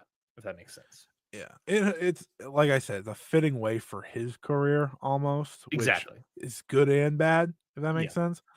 I'm If he had, looking forward. if he had a bigger career, it would have been a bigger thing. But Yeah, it's nice for him. I'm mhm. happy he at least had a moment. Agreed. Agreed. And he put over Hangman Page, which to me is a win because Agreed. I don't think enough people do that these days. He bled like a stuffed pig in the process. Great Blood match. like a stuffed pig. Let's move on. Let's talk about Dragon Gate. And they That's a have. first time. Let's talk about Dragon Gate. Ever on Not the show. well, when did we ever talk about Dragon Gate on the show? And you know, Never. I'll be honest. So part of this is that we want to make the effort. I really want to make the effort to look more into like these other like smaller indies. We talked about this with Deadlock last week, which we will probably review. Are we reviewing it next week or the week after? I believe Next week, hopefully. Next week, hopefully. It comes out Friday. Yeah. So it's the same thing. Like we want to look more into these indies, and in terms of a Japan side, Dragon Gate was a company that you spoke very highly of in 2024, or at least at the very tail end of 2024 when they started reverse pushing not the young guys anymore, but going back a generation. And so we wanted to look more into Dragon Gate, and so we're going to talk about they have a Yokohama Budokan show, the Gate of Bayside, on January 25th, which is this Saturday. So we wanted to talk about it. Second event this year, the second big show I think this year for them. I guess Final Gate was before the end of the year last year, but anyways, so yeah, we wanted to talk about this, and let's talk about the card. You're gonna have to walk me through a lot of this more with me because you've been more on top of this. But I think this would be a good for people that may be interested in Dragon Gate, Scotty, or people that may be like me, looking for a jumping in point. I think this is ideally that jumping in point for a lot of people, and you can join us in this. Join me specifically also in this journey. I think one, I haven't got through the show yet, but I have watched a little bit parts of it. You gotta be fucking kidding me. Sorry. Something different. Something different. It was a sports thing that pissed me off. What was it? The Commanders destroying no, the fucking Lions? Dodgers signed another guy. God, are you a Dodgers guy? Hold on. No, I'm not. But they sign everyone. So they signed a guy that I want my team. Whatever. Anyway. I assume you're I have to assume you're a Red Sox. I'm a Red Sox fan. Yeah. Unfortunately. Anyways, I will say that the show I think everyone should probably get a taste of Dragon Gate is the Corkin from this past week. I haven't got through it all of it yet, or much of it. But it was all singles matches. It was the Open the New Year Gate. Open the New Year Gate. On the 15th. It was only singles matches, headlined by Yamato versus Shun Skywalker in the main event. So that should speak to everyone. So you should go watch that. But yes, I will do my best to run through this. I am still, of course, I've been watching Dragon Gate on and off for the past 2 or 3 years now. Yeah. But overall, I know who stands out. I know what's the best things to watch. So yeah, I will do my best to help lead us through. There are some great Dragon Gate people out there, some great Dragon Gate podcasts out there. My good friend Xavier has helped me a lot learning about Dragon Gate on and off. Like it's really weird. I haven't watched. This is the main wrestling I watch where I still like ask a lot of questions because I'm learning. But I'm very excited for what they have in store. So yeah, this should be a fun show. They have some good top matches, so I'm looking forward to it. Yeah, it looks like what they have so far announced is at least what I have here are 4 matches announced. Oh, they have a full card now. What's that? They have a full card now. Okay. Do you have that full card? Because I couldn't do. find. I Okay, do. perfect. Send it to me and I'll walk you through it. I think that'll be easier just for it's on Twitter. It's like in a thread. Ugh. So, that's why I've never seen it. Yeah. No, I'll say immediately. One of these problems I'm going to have with this promotion is I need a card. I need something to go through. I need something to be excited about. I will say with this company, it's fascinating because they are like big in terms of popularity, but they are their own thing, So like this is a company that the main eventers sell the merch, and like people will sell merch, sit at the merch stands, do their own thing, but it's very popular. They run a ton of shows. Again, then this is coming from someone who is just kind of figuring things out as it goes on. But yeah, I'm happy to run us through it here. I think there's 3 championship matches, a pretty crazy hardcore match on it that I'm looking forward to. Should be a fun opening show. All right, so what we have here, Gate of Bayside again, January 25th, 2 a.m. Eastern, if you want to stay up and watch at 11 p.m. Western for the Pacific, I should say, for America here. But yes, if you want to stay up, you can watch it there. You can watch it on the Dragon Gate Network, or which do have English commentary as well. So if you're an American or Western English speaking, they have a lot of English commentary. And they have great English commentary. I have seen some stuff. I should say here, by the way, I have watched Dragon Gate previously. We've talked about Dragon Gate previously on the show. This is the first year that we are actively making an effort to try to stick with Dragon Gate this year. So the card we have here opening the show, Ben K and Mochizuki Jr. versus KZ and UT. Yes, that should be good. I'm a big Mochizuki Jr. fan. I'm a big KZ fan. Ben K is awesome as well. Ben K was in one of my favorite matches from last year against Yamato. So this should be a fun opener. I'm looking forward. It won't be long, but it'll be fast, dynamic, and honestly, to me, that's kind of the beauty of Dragon Gate is a lot of things are fast and dynamic. So this should be that as well. Yeah, that sounds fun. I enjoy Ben K and KZ to a certain extent. Second match, 10-man tag team match here. Ultimo Dragon, Naruki Doi, Toru Iwashi, Shuji Kondo, Hyo, Hyo. I have no idea. He's not good. Hyo? It might be Hyo versus Don Fuji, Genki Horiguchi, Yasushi Kanda, Sachiko Boy, and Luis Monte, who sticks out like a sore thumb to me in this match. But holy crap! I mean the team with Ultimo Dragon will win. Yeah. There. That's all I got. Some of these matches, I won't lie. This match and the next match, there's no chance I watch. I'll watch everything else. Yeah. I do not watch Kikutaro. Yeah, the next match opened the Owari Gate Championship. The champion Takashi Yoshida versus Kikutaro. Kikutaro. I do not care about Kikutaro in any capacity. Nope. So I'm not going to be watching that match. He's not usually on their shows. This is a very to be fair. So, anyways, but I mean, I'll watch the whole show. So I guess I'll watch this, but I'm not going to be locked in for that one.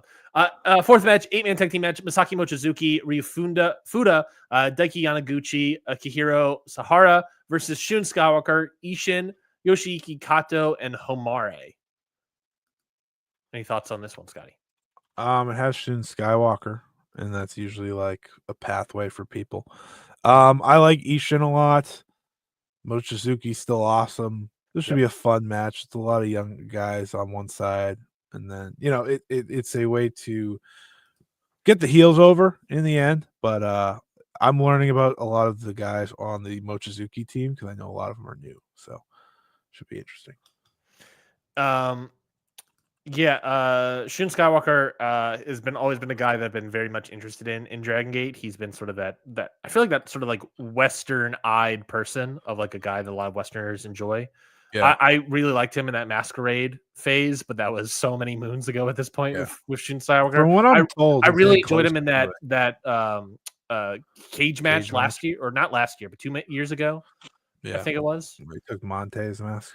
Yeah, Was it that Monte? was Yeah. it was Luis Monte. That was a great moment. Yeah, but He's very good. yes, I have to assume that all these people he's teaming with are a new crop of young boys that he is corrupting and then going to slowly betray. They're all in his faction. So, Oh, perfect.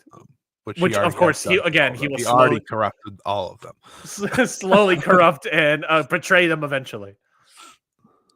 if he needs to. Interesting. Next up, hardcore match: Kai versus Masato Tanaka. This fascinates me. I'm very into this. I saw this and I was like, "That's real. Like that is real. It's very different." I love Tanaka. He still can go despite him being like, how old is Masato Tanaka these days? He's old. He's over 50 for sure. Under 60, I'll say 54. 51? All right. Yeah. He still goes very well, and Kai's still good, so should be interesting. Eternal Pure in the chat says, Ryan, you'll love Ishin, so I'll take your word for it, Eternal. You will. Sumo based. Oh, interesting. All right. Next up, 6-match Open the Triangle Gate match. Champions Sumi Yoshioka, BB Hulk, and Kagetore versus challengers Dragon Daya, Madoka Kikuta, and Ryoya Tanaka. I love Triangle Gate matches. They often hit a certain level. This should be no different. You have a veteran team versus the young up-and-coming team. Obviously, Dragon Daya was in the main event at the end of last year. I think Tanaka's awesome. Worked also Super Juniors last year. I don't like Madoka Kikuta when he's in world title matches, but when he's in matches like this, I'm not a big fan of hip hop Kikuta over here. Yeah, he'll be good in this though, I'm sure, because it's team. It's good as, a team, not when he's the solo guy. So I think the last time the other team's very good. Like that's just 3 great veterans. I think the last time I attempted to get into Dragon Gate is when Kikuta was champion, and it was just like, I stopped watching. Yeah, it didn't click. No. For you. Seventh match here. Open the Twin Gate Tag Team Championships. Kota Minoura and Jason Lee versus Jackie Kamei and Rita. This should be great. Okay. Jackie Kamei is so good. He's no longer funky. He's no longer funky. He left Natural Vibes. He's no longer funky, unfortunately for him. I think he's in gold class now. But this should be great. Minoura and Jason Lee are very good. Jackie's great. Rita's great. This should be nonstop, fast-paced insanity. I love their tag matches. And finally, the main event here. I am very excited for this. Which, by the way, I just need to point out. Sorry, Jackie Kamei and Jason Lee are former tag champs. So yes, I remember seeing some of their tag team matches, and that were legitimately great. But this main event, I'm very much excited for. Yamato open the Dream Gate Championship match. Yamato challenging, or not challenging, but defending against Strong Machine J, who just feels like not really an I guess kind of an up and coming Dragon Gate star, but definitely a Dragon Gate star for Dragon Gate because every time I see him, he seems great. This is his hometown. Oh, even better. So big match for him. It should be very good. Yamato's been unreal. So it is worth noting, Yamato did win the double titles at the end of the year last year, but he started his year off with a loss against Shun Skywalker in the main event. So it feels like we're building to that more than this. So I do think Yamato retains, but it should be a hell of a performance from Strong Machine J. He's had a few big matches prior. He's had a world title match before, I think when Shun was last champion. So I'm fascinated to see how this goes. And I would absolutely not take the title off Yamato. I don't think they are. But I'm very into it. Very much looking forward to it. We talked about this at the time, but I feel like if there are people, the show's not till Saturday, and if there are Westerners, like I said, that want to get into Dragon Gate, like I am trying to get into Dragon Gate, they're definitely like free matches you can watch all over the place online, and there's definitely ways to watch even more matches. But if you want to watch a really good show that can maybe get you accustomed to sort of Dragon Gate wrestlers, some of the bigger stars, highly recommend last year the WrestleMania weekend show, the ETU, I think, right?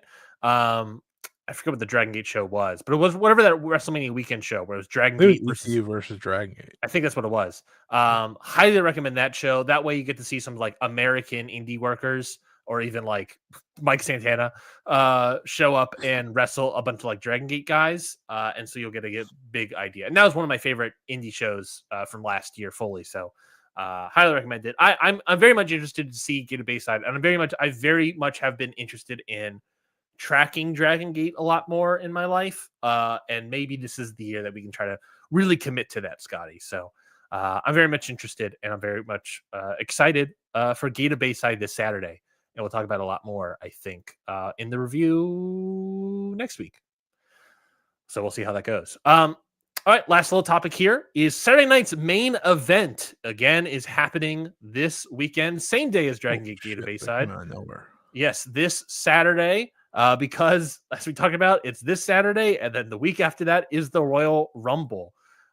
We don't have a full card. I imagine they'll add maybe one or maybe even two matches to this card before the end of the week. But we only have 3 so far, so we'll definitely talk about those.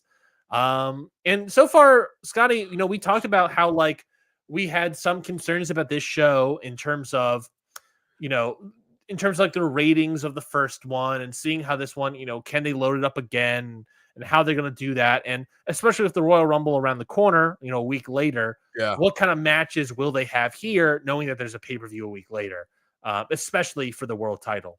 And we have a little bit of what we know is going to be on this show compared to the Royal Rumble. This show, this Saturday night's this main show event is for wrestling fans based on the 3 matches. This is for wrestling fans. This is very different from the original. This is very different from the NXT, or not the NXT, the fucking Raw on Netflix. Sure. This is a wrestling show. Yes. You put Jacob Fatu in a signature singles match on TV, that's for wrestling fans. You give me Braun Breaker versus Sheamus one-on-one, finally, that's for wrestling fans. You give me Jey Uso, never mind. Well, the card that you basically laid out here is, of course, the Intercontinental title match, Braun Breaker versus Sheamus. Again, Sheamus, the constant story that I'm always going to bring up because it's a great story. Sheamus, the only title he has never won in the WWE is the Intercontinental title, or at least the main. He's going to get it. He's going to get it. He's going to get it. But will he get it here? Will he defeat Braun Breaker? That will be the question. This is a company that runs international pay-per-views all the time now. Why aren't they running Ireland and doing an intercontinental title match for Sheamus? Like, come on, it's right there. But this time you actually give the win. Like this time you actually do the win. Yeah. Well, we talked about it too. We talked about it too, that like eventually they should do Clash of the Castle in Europe again, or they wanted to do it like Wembley or one of these ideas. And I was like, yeah, that's when they'll do the Sheamus IC title win. So we'll see. We'll see what happens. But will it happen? They're not doing it here. I will be upset if they do it in San Antonio, Texas. Yeah, at the Frostbank Center. But I guess we'll see. Jacob Fatu versus Braun Strowman in a special singles match. Yeah, that is a strap in, folks, because that should be real spicy. I don't know when I became excited for Braun Strowman matches, but it happened like over the past while. I don't know, like he works. Like there's something fascinating about a giant who like obviously is hindered by time. Like he's not as what he once was athletically, but he puts more effort in now. So like you could feel that. And it's Jacob Fatu. Jacob Fatu is about to crush people. This feels like the start of his like ascent to, I don't know. I don't know where he's going, but he cut a promo. He cut a promo that was like, I looked at it, was like, man, this guy should have been the solo Sikoa for this entire thing. The feud would have been more over for sure. But I think it's gonna be that way. I think it was a way, Solo's a geek, right? And that was also ultimately what position he was in. He ultimately was a geek in the end. Yeah. Jacob Fatu cannot be a geek. Yeah, I don't think he can be. And then before we say this other bit, there's also going to be a segment with Cody Rhodes and Kevin Owens where they're going to put up the Winged Eagle belt in the Universal title for the ladder match they're going to have at the Royal Rumble, and have a contract signing sort of segment basically at Saturday Night's Main Event. We'll talk more about that match in terms of our preview for the Royal Rumble. I'm very much excited about it, but we'll talk about that a little bit more next week. And then the WWE World Heavyweight title match, Gunther defending his title against Yeet Jey Uso. Down since day one ish, if you can believe it. This one, so let's preview the match like this. Old format and everything. Got to do it. Yeah. So yeah, I think hold on. I gotta scoot over a little bit.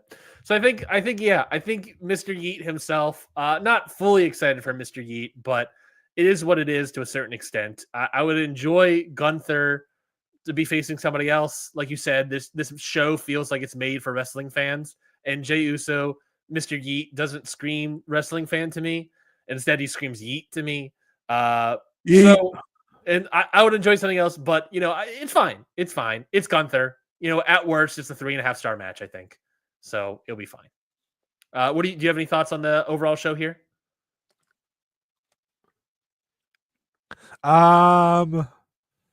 It should be good. It should be a fine show.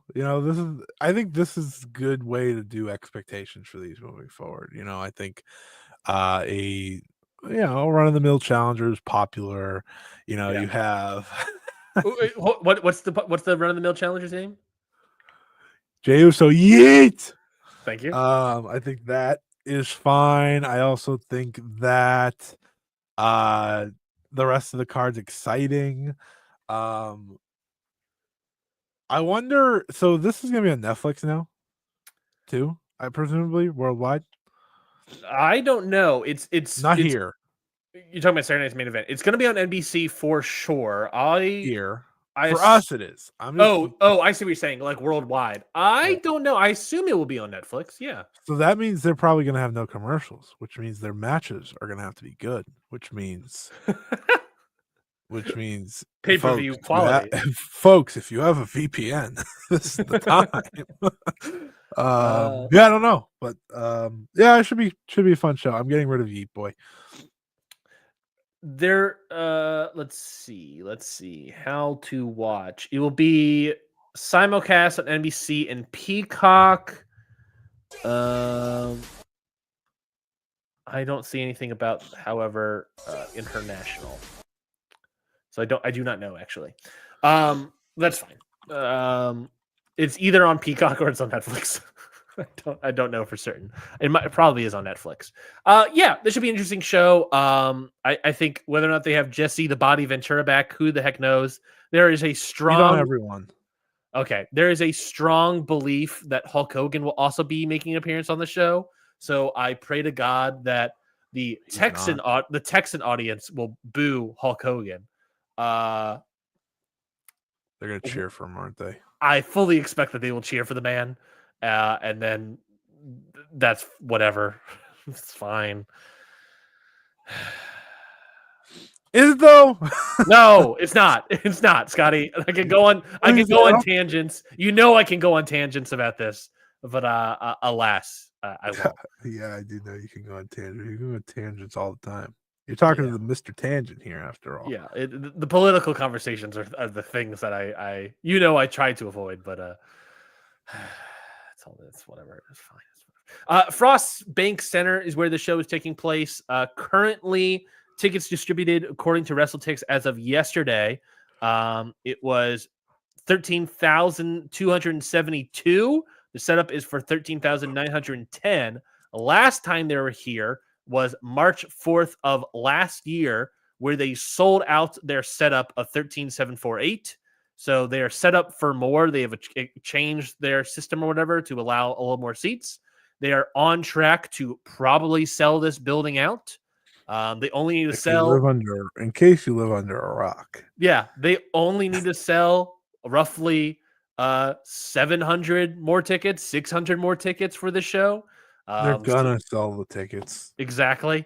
At the very least, walk-ups. So we'll see. Oh, speaking of WWE, I just realized. Did we want to talk about Corey Graves? Well, let me finish my thought about this, and we can talk about that. Okay. Monday Night Raw, Frost Bank Center. Last time they sold out. The main event was Drew McIntyre versus Jey Uso, and Sami Zayn versus Ivar in the semi-main event. So we will see what happens here. They will most likely sell this out. Hulk Hogan will most likely be cheered, and all will be right in the WWE universe. Unless Jey Uso wins, and then we'll figure that out. I highly doubt it, though. Maybe Goldberg shows up and then just destroys Gunther, and that'd be fun. Who knows? You never know. Anyways, you were saying Corey Graves. Should we talk about Corey Graves? I don't know, man. I mean, do you give a shit? No, I don't. I think whatever happened is whatever happened. You know, I truly don't know what happened. I don't know what's happening, and I don't know how to comment on that. I think he made it pretty clear what happened. He's not Pat McAfee. He ain't Joe Tessitore. He got kicked off. Yeah. He's not Michael Cole. He's not Michael Cole, and Wade Barrett and Joe Tessitore are just better at being together. Mm-hmm. I actually like that team. Fun fact. Yeah. I think Joe Tessitore is very good. Michael, I think the thing is that, and you know what's also interesting in sort of the transition of the commentary team with Triple H? I think two-man booth. Well, they're back to a two-man booth, which involves Corey Graves. I prefer a two-man booth. But always in all wrestling. But the bigger thing is that they have kind of they've kind of not fully, but they've eased the throttle significantly on the heel commentator and gone back to play-by-play and color. Wade is still heelish, right? He can be. Pat McAfee, not really, right? Not at all. No. He's just a vibe guy. Yeah, it's more play-by-play and color than what we used to have, which is big-time heel commentator, which that was Corey Graves. They tried Corey Graves, remember, with Wade Barrett on SmackDown as a play-by-play, and that obviously didn't work for them. That was never supposed to be his thing. So exactly, it's crazy that they did it. I think the problem for Corey Graves right now is that he's good at what he does, but what he does is no longer wanted by WWE, and that is a rough spot for him to be in, honestly. Especially with his wife not wrestling currently. So, you know, the incomes of all these things, I guess I also understand. Tweeting about it is the other issue and all these sort of things. Is the unprofessionalism aspect and trying to get possibly fired, which WWE will never fire you if you try to leave, because that's just how they are. Who knows how long this contract is? He probably re-signed a new contract in the past year or so he's probably stuck there. It's either NXT or bust, honestly, for Corey Graves, and I think that's just sort of the situation for him. If he ends up, yeah, I think that's just, like I said, I think that's just the situation right now. Is they don't want as many like heel commentators, and Corey Graves is great at that. If he wants to do something else, he's going to have to do something else. I don't know what that is for him, but that's just the situation. Don't think Corey's that great, so I think he was. I think, like I said, I think he's great at what he does. I don't like what he does. I used to think when he first became one, he was actually pretty decent, and then he fell too much into the WWE-isms. Sure. I think that's why I like the other ones. I like Wade and Tessitore. I think Cole and McAfee make way more sense because McAfee's so big. I know a lot of people don't like him, but like, come on, I don't care for McAfee. He runs he has the big show on ESPN every day, and he's just a big star. Like there's no reason you'd have Corey Graves over him because I don't think Corey Graves' game is better. Well, the irony of that is that McAfee can't be at Raw because of the national championship game for college football. Yeah, so they're replacing Wade Barrett. Yeah. But I think Wade Barrett does Corey Graves better. I agree. I tend to agree. I think he's more subtle with it, which I Yeah. enjoy more. I like listening to him better too. I think It's the accent. well, I think Corey is a lot closer to like a Nigel McGuinness. And I think Nigel McGuinness is better at it. Let's have commentary talk here. We got a couple minutes Sure. to kill, huh? Sure. I hate most commentary. I know. I know. So I started watching some indies again. Yes. Because of you. But you know, it's good. It's a good inspo. Like I'm looking forward, and I actually do like DPW. So this isn't about them because I haven't seen their show yet. But I forgot how rough commentary can be. Yeah. Yeah. So like, in some ways, you almost get a better appreciation for what is on TV. Yeah. Because of how bad some indie commentary is. Yeah. So that was one thing I thought about.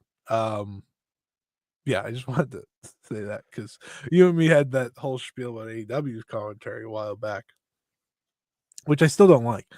Yeah, there was that moment where we had the conversation and you said to me like, "You don't really pay attention to AEW commentary," and then you started paying attention and then messaged me and said, "I'm paying attention. I hate it all." And by the way, and your problem obviously was Taz. I paid attention when Taz was gone, and I wanted to cry. It was better without Taz. I disagree. It was not great. I didn't get pops out of it. At least Fair. when I have to listen to these damn people, I want to like be entertained for some reason. Yeah, I can't stand. I think Excalibur is bad. Yep. I was like, I don't want to say it, but I don't. I agree. Yeah, I think bad lead guy. Taz has go away heat for me. I think Excalibur's way worse with Taz. And I've mentioned that before. I don't have to relitigate this, but I think Excalibur is not a good lead commentator. I think he could be better as like a play-by-play guy. I honestly, I thought the original booth of Jim Color. Yeah, I guess Color. Well, ultimately, I think he's the third man. I think he's what Chris Charlton used to be. I think what he is what freaking Chris who? I think what Excalibur was Kevin Kelly who? Sorry. No, I don't think Kevin Kelly. I think Excalibur is what TNA commentator. Mike Tenay. Mike Tenay. I think he's Mike Tenay. I think good. Yeah, I think he's a better third person. I don't think he's lead. I originally really enjoyed the Jim Ross Excalibur Shivani booth. The original Thirstier, probably. I think 3-man booths stink. Yeah, I'm not a big 3-man booth guy either. But like when it's like Collision, like I think Shivani is really good as a lead person, and I would liked Nigel, right? Yeah, he's with Nigel, and now they're doing Matt Menard with them as well. And I like Matt Menard as well. I think Matt Menard's not too bad.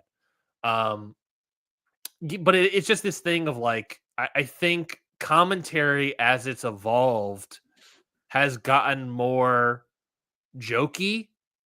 I think it's gotten more.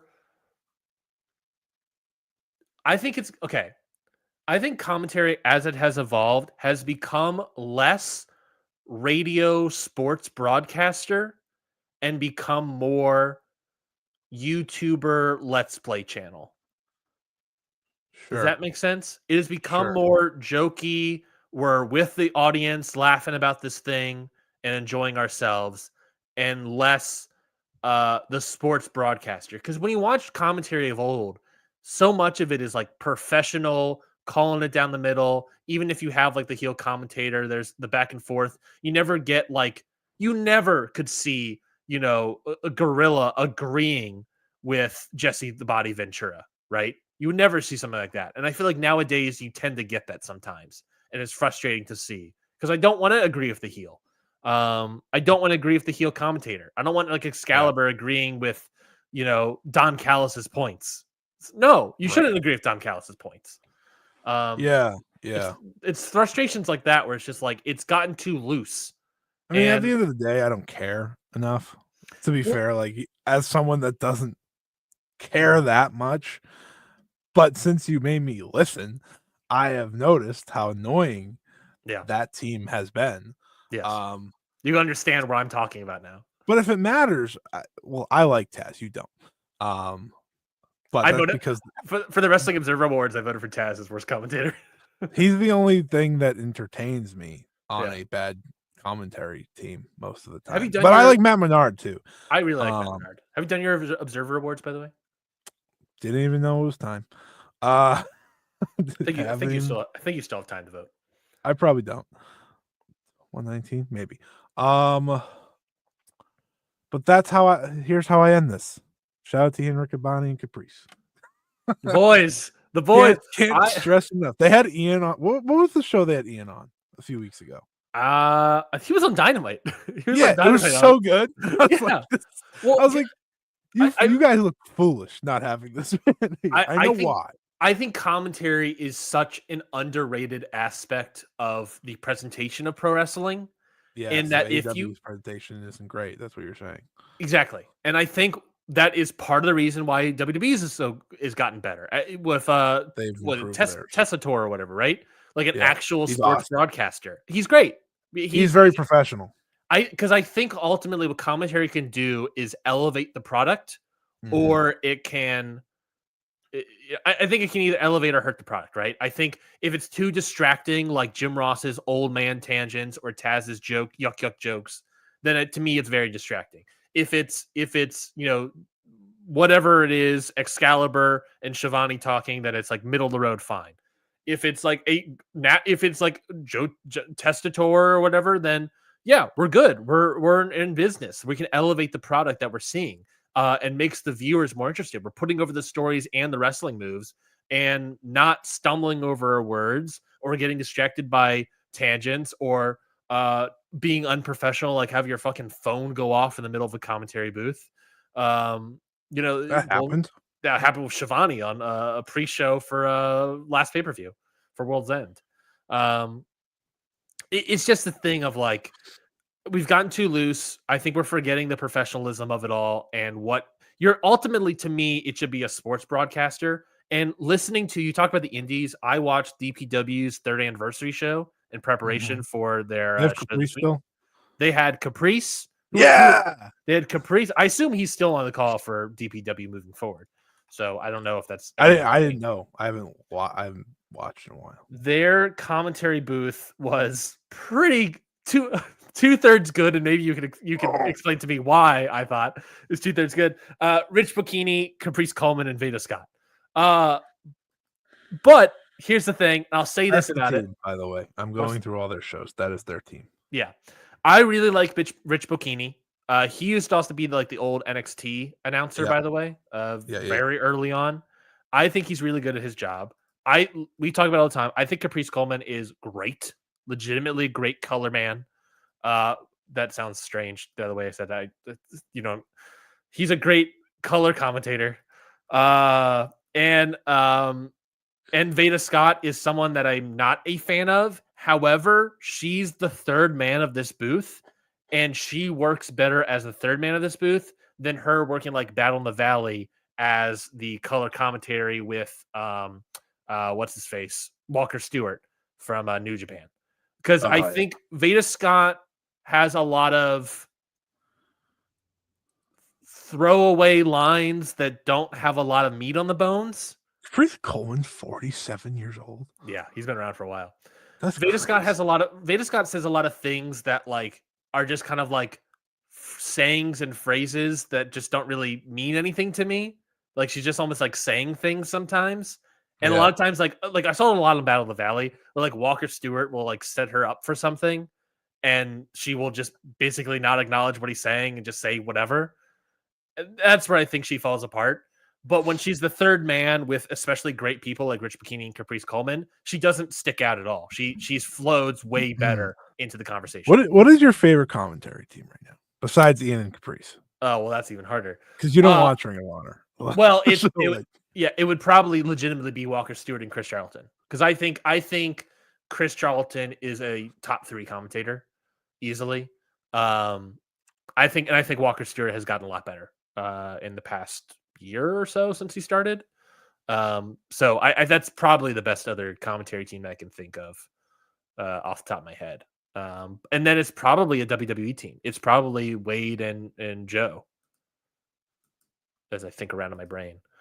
But yeah, I think commentary is a very important aspect of pro wrestling, and it's sort of frustrating how thrown together it can be.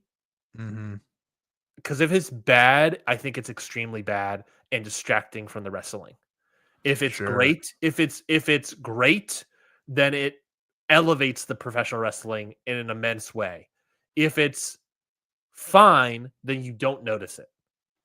And I don't think that's something that we all should be happy with. And I think we've gone too long with not noticing the commentary.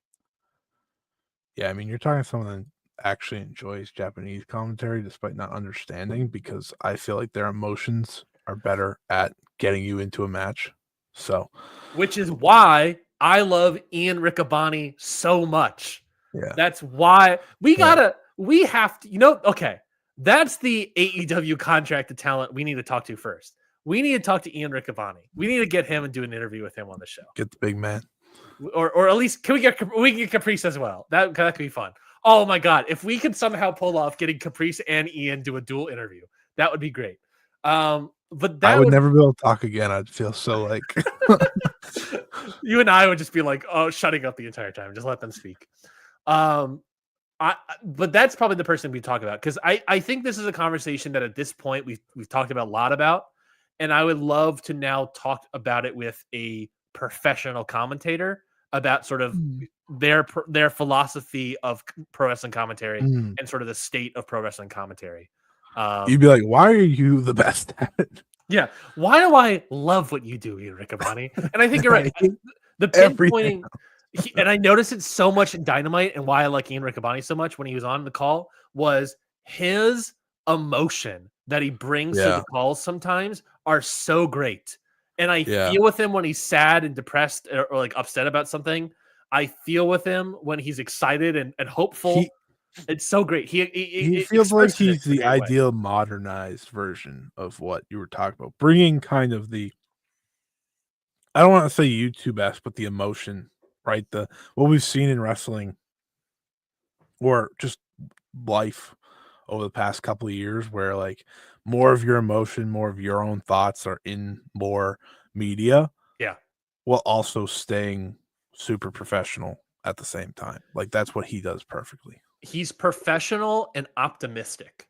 And I think that is a great his call of Athena and Willow is still one of my favorite calls. Like that's the last, I think, great commentary call I remember. Yeah. Because I just remember him like him and Caprice living and dying with Willow. Yes. Yes. And it was perfect. Yeah. When Willow gets her next world title match, I need them on the call because they call Willow matches better than anyone. They just add to the Willow effect. I'll also say this as the last little point on commentary before we head out. I think continuing to keep around JR for the big main event matches for the AEW pay-per-views and calls is an indictment of the current commentary team of how poor they can be. They need to bring in the ringer JR to have a good call for the main event. And part of it obviously is keeping JR around, but if they had a great commentary team, they wouldn't need JR anymore. Yet they still keep JR around, even when people in their fan base don't really like him. They still keep him around because he is a great commentator at the end of the day.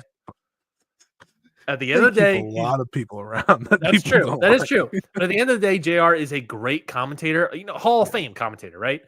And if he's considered the greatest of all time. Exactly. And if they had a great commentary team, I don't think they would have the need to bring back JR all the time. But they don't. They simply don't. And that's why they keep bringing him back for these big time calls. And that's commentary with Ring Post Radio, folks. Yeah, so I think dab. It's 2025. I'm always be dabbing. My 2025 New Year's resolution. All right, that is Ring Post Radio. I'll see if always bedabbing.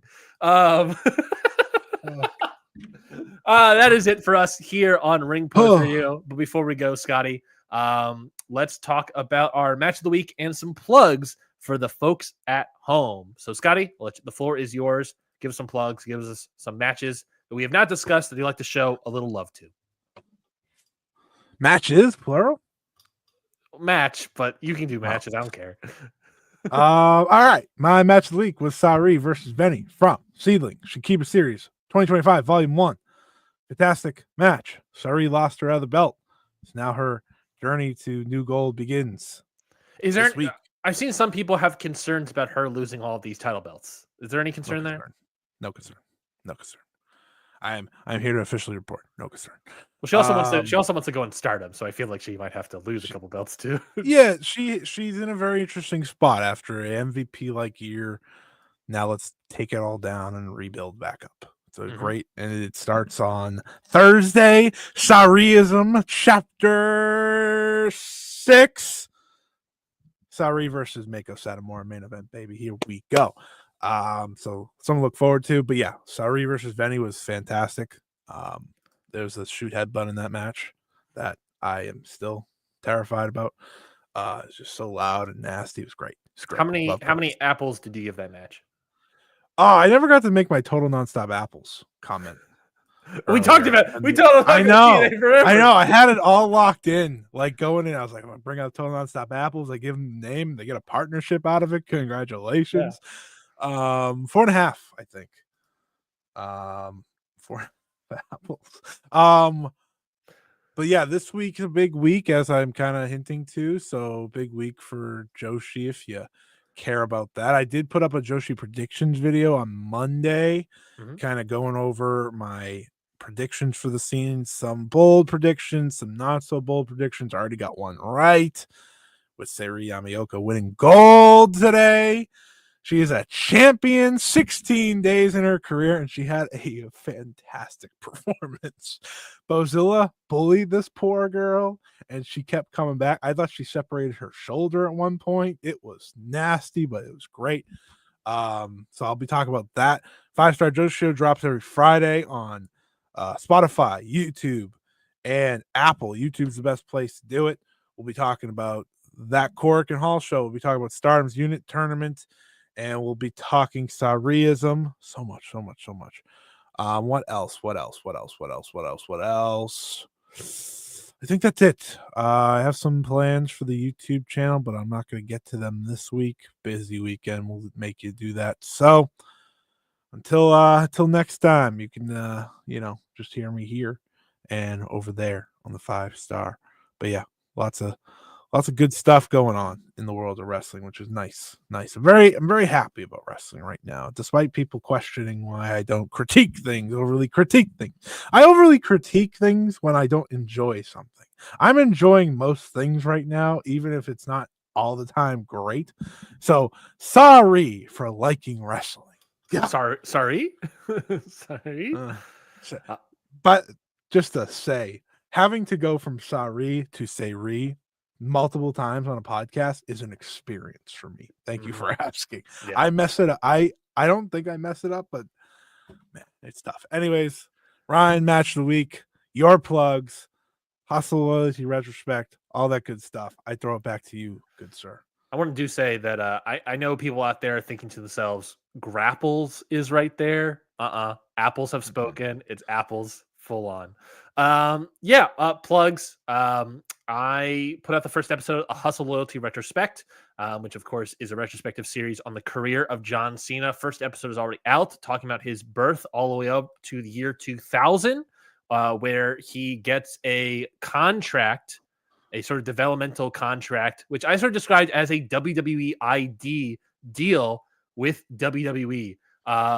Do you know how much money, Scotty, John Cena got in that first contract with WWE?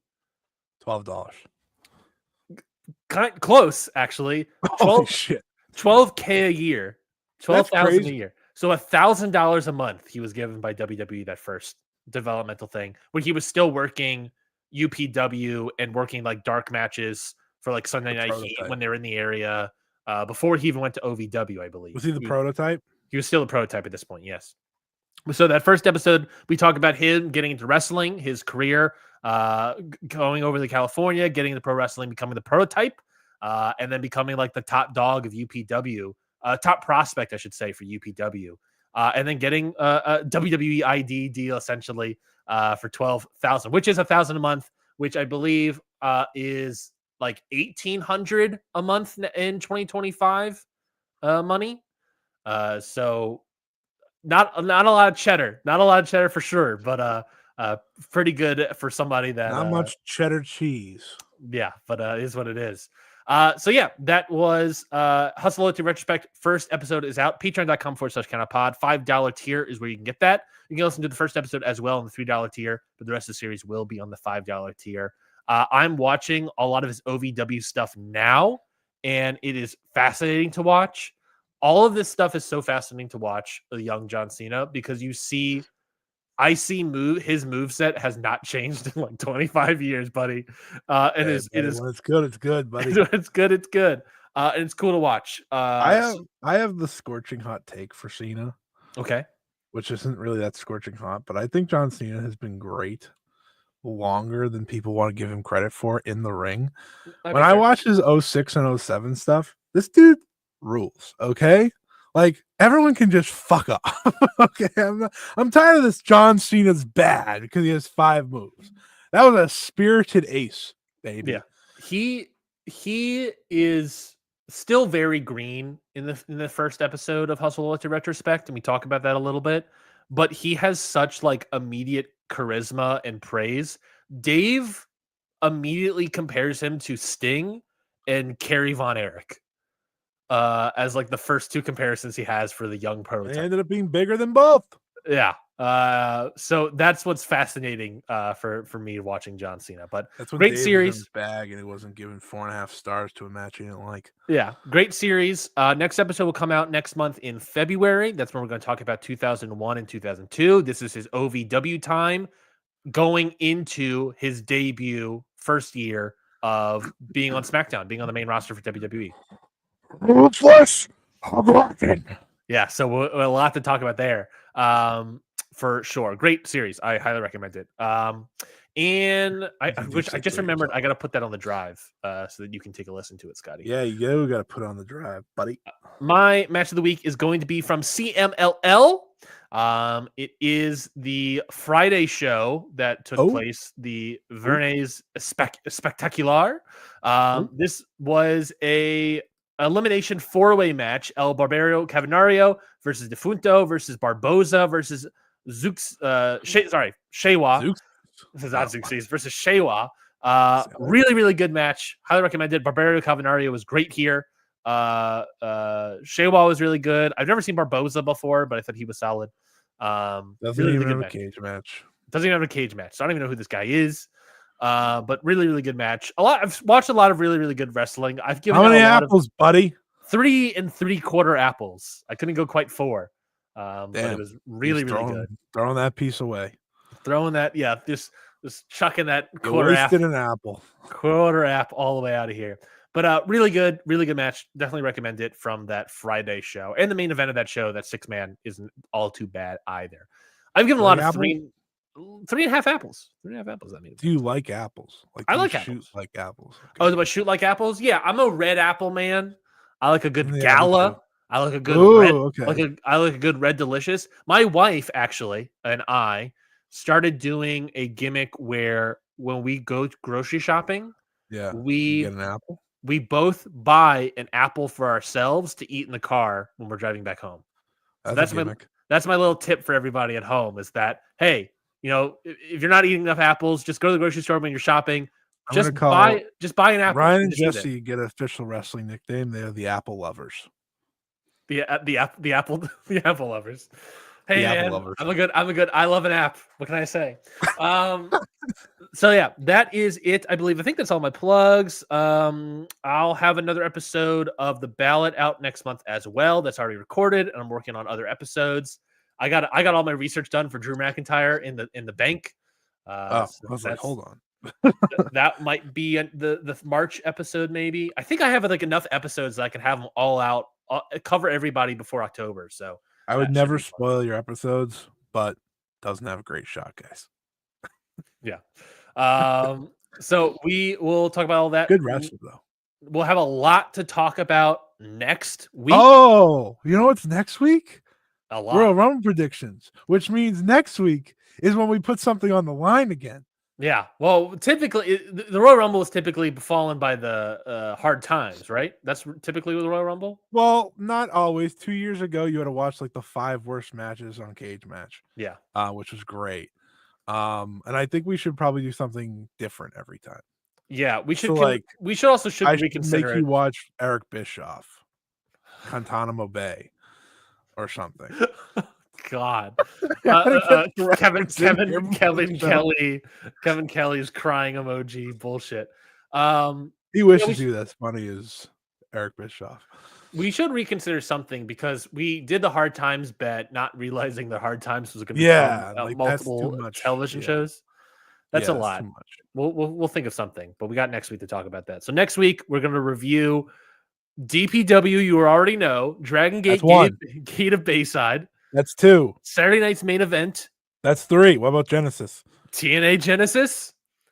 GCW, the People versus GCW.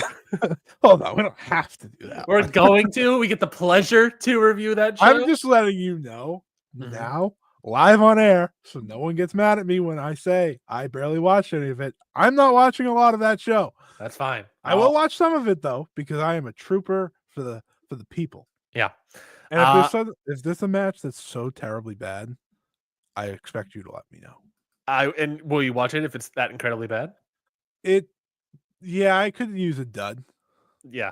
Every once in a while, I need to throw a dud. Unless it's like 20 plus minutes. Then no. Yeah. So how many shows are we reviewing next week? What's that number? We're reviewing DPW. 1. What's the name? You already know. Yeah, you already know the name. 2. DPW. 1. TNA Genesis. 2. Saturday night's main event. 3.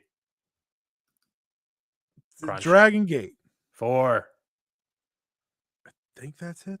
And GCW. 5. We're going to review 5 shows next week and preview the Rumble. Yes. We're insane. Yeah. We are By the way, insane. I just want everyone to know that Ryan was like, "Oh, we need more for this episode today." 2 hours and 12 minutes later. No, we had the commentary conversation. We never need more. We never need more. You're right. We're gonna do way more next week. So anytime I see you put AEW on a spreadsheet, I'm like, we're good. Doesn't matter. We will be good. Yeah, that is fair. I told you. You said like, oh, why don't we do match by match? I was like, we're already gonna. By the format I've set up, we're gonna discuss this for 45 minutes. So it's fine. The commentary thing's my fault, to be fair. Yeah, it's all right. But I remember Corey Graves. Yeah, unlike WWE. All right, that is it for this week's episode of Ring Post Radio. We will talk to you all next week, same time, same place. We'll talk to you all later. Goodbye, everybody.